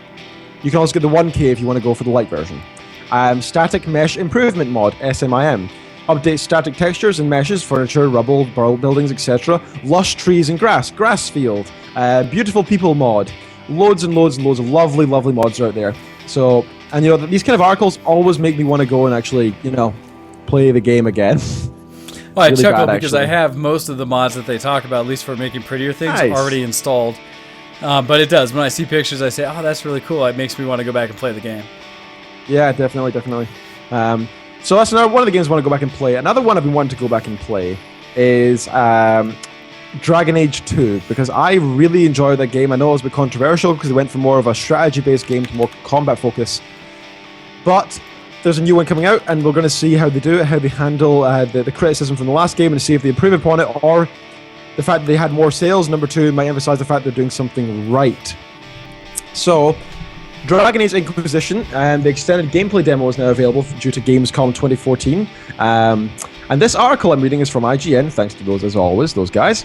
Sex, Romance, and Dragon Age. Inquisition's improved relationship system. So, sex and relationships typically suck in video games, as we know from Mass Effect, as from Dragon Age, and etc, etc. Relationships are about sustainability, commitment, and building something meaningful, but when it comes to romantic relationships and interactive stories, getting laid is typically the end game. Which just kind of makes sense, because it's like an 8-hour thing, so what else are you going to spend? You're not spending 8 hours in a relationship, 8 hours, you know, just trying to get sex is more likely, isn't it? So, it kind of makes sense to me, but I see where they're coming from. Not always, though, and that's something BioWare is learning from when it comes to improving relationships, romantic and platonic, in Dragon Age Inquisition. Here's a quote. I think there are some really, really solid counterexamples when you look at where relationships fall down and where they are flat. Inquisition's creative director, Mike Laidlaw, told IGN, there are some that are really, really effective. Okay, thanks. He points to Persona 4 as a particularly strong example. You know, all know the anime game. I finally got a date with she, but that's not where it stops, he said. Later, we're going to go to a slumber party, and we're going to go to the beach. He also notes that the darkness of all games accomplishes more romance than most games. That's actually completely true. The Darkness was a freaking awesome game. I almost swore in air. It's a freaking awesome game. The first one, anyway. The second one is mediocre. And he's right. It makes you feel that there is actually a romantic call in the game, and it's the reason why you go through hell itself in the game to feel that romance. It's not about having sex. I don't think you even have sex in the game. And there is something to be said for it. However, they're making it sound horrifically feminine here, and I'm not too big a fan of that side of things, because I don't play the game. I play the game to have combat and to kill things with my bare hands and magic. I'm not there to have nice relationships. You know, I don't care about the sex side of things either. I don't think that has a place in my games that I enjoy. But you know what? If you can prove me wrong, Dragon Age, please do. I certainly hope you do. If I can enjoy another aspect of a game, even better. So good luck with that. But we'll see how that goes. Feel better now? Yes. You got me worked up since the first yeah, exactly. I had to invoke it from the very beginning, and now you're kind of just stuck on it. This is the new strategy for the show, where I become outspoken if you poke at my opinions early on. You gotta be careful how you poke the opinions. Mm-hmm. All right, so I grab an article. There you go. I'll count. See, unfortunately, most of the other ones I have are all old. That's fine. I can get another one. Witcher 3. So I love the Witcher games. They're pretty awesome. I've not played all the way through number 2 yet, even though I really should at some point. Number 1 was brilliant, and really unique in its own game style, but not very well put together in my opinion. However, still a brilliant game. So number 3, I hope now that they've been picking up speed, they've been getting more money, they've been getting a lot of positive feedback and critique from multiple sources, from the people as well as the media. So hopefully number 3 will be a bit better. So the article says, The Witcher 3 Wild Hunt has the potential of not being a full 1080p quality or 60 FPS, suggests World's Factory. Interview with CD Projekt Red's visual effects artist Joe's Teixeira, whoever that is. Ideally, we're pushing for 30 frames per second. The resolution, honestly, it depends. We're working on it. We're trying to get it as high as possible. If we can make it 1080p, sure, but I don't know if we're going to make it. To be honest, I really don't know. Probably not. But for sure, we need to have it running at a smooth frame rate, so at least 30 FPS. To me, that doesn't say it's going to be a 30 FPS, to be fair. They might just be seeing it. Well, it sounds like they're struggling for it. According to Teixeira, that guy, the physics engine, which takes up a lot of processing power, is partly to blame. We're asking the environment artists to put as many physics objects as possible, of course, within the limits of memory and performance. But for example, when you go inside a tavern, the tables, the mugs, the chairs are all subject to physics. Geralt has this spell, a push of force, and when he does this, it has an effect on everything that flies off the table. In the beginning, it was crazy, but now we have it under control. It's going to be great. That's a bit of a straight. Oh my god, it was horrible, but it's fine now. But now we're awesome. Yes, everything is good. That's interesting. That actually worries me more than anything. He said he has some reservations with his team about running such a powerful game on consoles. And he says, to be honest, we were expecting a lot worse. When we first started playing on PS4 and Xbox One, I forgot that's the new one. Xbox One. Yeah, the Xbox One. That always confuses me still. We expected the game not to work at all because it was so heavy, and we were expecting it to crash, but it's actually running. It's not quite there yet, but it's running. Yeah. That's like the perfect description of PC versus console right there. It's technically running. Technically. The disc's going round, and there's some pixels on the screen, so technically it's working. So I think that with a little bit more optimization, I think we're going to get it running really well. So great, good for you. Let's hope we get there. Not exactly running with enthusiasm or positivity there, though, is it? Well, in the meantime, it's like, and I'll just keep my PC. Yeah. That does not exactly encourage me to get the game at the moment, but we'll see, because I do love the series, so that does pull me in a little bit. Do you want to grab one of my articles then, sir, if you don't want to use one of yours? Well, so I was looking at one of yours. The one I liked was the one that you had on Star Citizen. Just as a quick aside. And this one's specifically coming up because it says, and it's because they just keep on rolling. And it kind of feeds off of the email we had for Geek Cred asking the questions about Star Citizen. But this one, basically from UK IGN, says that the Star Citizen crowdfunding has shot past the $50 million mark. Jeez. That's insane.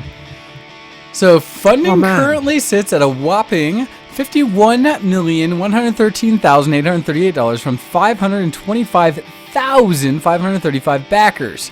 It means that the upcoming PC title will now feature original alien languages. The Robert Space Industry website hasn't been updated yet to acknowledge milestones, so we don't know what the next goal will be. In a planned series of stretch goals, Robert Space Industries and Cloud Imperium Games hopes to increase Star Citizen's core gameplay. The last two stretch goals granted backers an additional hangar space and improved scanners. The 48 million stretch goal unlocked a commercial for the game's Retaliator ship, which the development team is working on as of now. So the funny thing about this, and we always talk about with Star Citizen, is that it did crowdfunding in a couple ways, because it started out on the regular Kickstarter site where it only made like 6 or so million comparatively, 6, 7, something like that, but continued to do crowdsourcing on its own site, at which point it went nuts and just continues to earn money. So Star Citizen is potentially going to be a huge game. They've already made the money that most AAA companies make for profit after selling, the Call of Duties and things like that. So they're doing really well, and the game hasn't come out yet. So hopes are high. We want them to make the best space sim game out there, and we're looking forward to hopefully getting that. At the same time, I am hopeful because of the really continuous and staunch point of view that Chris Roberts has about how to make the game. That he's not giving in to forum trolls and stuff like that. Cool. I honestly haven't put enough effort into looking into Star Citizen. The fact that it's made so much freaking money, though, and how beautiful the few things I have seen are just so freaking exciting, man. I can't believe how exciting I do have to is. say to most people that I no longer recommend that people pre-order the game unless they find some reason that they want to, because it's made its goals, right? The game's being made. So at this point, what I tell people is if they offer a deal, which they had at one time, for the backers like myself, where you get an unlimited insurance on your main ship and you're at your home colony. And so essentially it means I can never really lose my main ship. They don't do that anymore. Now if you buy in, even if you buy for the couple $1,000 package or whatever, the $1,600 package, yep, you only get 6 months of insurance paid for on any of your ships. And so it's something to keep aware of, but I think on occasion they still run deals where they offer the lifetime. And so if they did the lifetime or something like that and you saw a deal coming up for that, I would maybe go buy it if you haven't already. Otherwise, I'd say wait till the game comes out, because when it comes out, you'll be able to go buy it that day and still play the whole experience. And you don't have to be an early adopter. Yeah, that makes sense. But if you, to be fair, I think it's because they were young, a young company, and they're like, "Hey, we'll give them the unlimited insurance. Yay! I guess that'll do." And then as they became bigger, they're like, "Damn, this is taking off. Oh man, we need to do this properly. Oh no, unlimited. What were we thinking? Damn it!" So they just thought, over time they're like, "Let's fix that." But anyway, I am definitely excited for Star Citizen. Do we have a date yet for that? No, it's still kind of when it's released. There's a lot of hope that the first part, Squadron 42, will come out sometime the early spring of next year. I doubt we would see anything this year. They're still doing some updates to the regular beta or whatever access that's available today. In fact, I've been looking forward to, because they're about to include off of Gamescom, they talked about adding not only new variants to some of the ships, but specifically the ability to fly in race matches, to actually go racing through some of these ships, and it looked like a pretty slick world they were racing around in, so I'm kind of hoping to see whenever that update comes out, because when I last read it, they also put it in, and I started the version I have up, and they updated, and I was like, but no, it didn't have all those new upgrades they talked about yet. But it's supposed to be out anytime in the next week, so we'll see. We will see indeed. And with that, shall I do my spiel, sir? It's getting to about that time. It is about that time. I would say go ahead and let us start wrapping things up for the day. Sure thing. Okay. Send us an emails to showx@tvtwproductions.com. That's showx@tvtwproductions.com. Go talk to your celebrity cool friends that are geeks and have interesting stuff. You know what? They don't even need to be celebrities. If you just know somebody that has some cool stories they could share, some geeky stuff, somebody in the industry, whatever, we might be interested in talking to them. Come talk to us, send us an email, tell us about them, ask them if they'd be interested in going on air. We could have a lot of fun. Send us in tweets as well. Send them to twitter.com/VTWShowX or /DocDead or /GoHex for the show, for Mr. Wayne and myself. You can also, check out the forums. Go to VTWRussians.com. Click forums at the top and you can take part in there. We have a rather active community as of late, so go and check that out. Also join the gaming night, which is tonight. We will be playing games and having fun and stuff as we do every Sunday night. So come along, join us at Ventrilo. Will you be joining, sir? I will not, because of that busy weekend. I have to do photo stuff right after the show. That makes sense. I will make an effort too, so we shall see. Okay, and with that, yes, remember the rest of the month is just going to be myself, so I may be having a couple of shows with some guests, so if you are interested in joining, send in an email. I may consider it, maybe, if you're good to me. So thank you for having me on the show again, sir. Yes, definitely. As always, it is wonderful to have you, Ken. I'd like to make sure everybody goes out and supports all the shows on VTWProductions.com. I think if you listen to one of the more recent, if not this episode of Tales of Relevant Thought that's going to be airing tonight, you may hear my voice on it again, as those guys like to call me up on occasion and ask me questions, as well as... Where do babies come from? Exactly, no. Also, check out on the... on the homepage, as well as other ways, where you can find some of the information on things to interact with the network and the shows. There's a poll up on the main page about things that you'd like to see more about on VTW. So things like retro gaming, modern gaming, comics, movies, technology. Also, we would love to see how artistic and creative all of you are out there as we run the game or the art contest here on Show X. And it's about time for us to close up the next couple art contests so we can get kind of back on schedule towards the end of the year. It's amazing how this all catches up on us. But so check those out in the forums under Show X. You'll check out the art contest and all of the great programming on VTWProductions.com. With that, we are going to let things go. I do not see the casuals in the IRC yet, but they may be on after us on Alpha Geek Radio. We shall see. Anyhow, everyone, thank you for listening. / thank you everyone who has been watching the YouTube streams as we continue to try to do better with that. Please give us feedback. Send any emails in to showx@vtwproductions.com so that we can know what it is we need to do to improve the show and do things on the network. With that, I think it's time for us to bid you all adieu. And so, until next week, everyone, you've been listening to Show X on VTWProductions.com. Bye-bye, everybody! Goodbye. See you next zombie.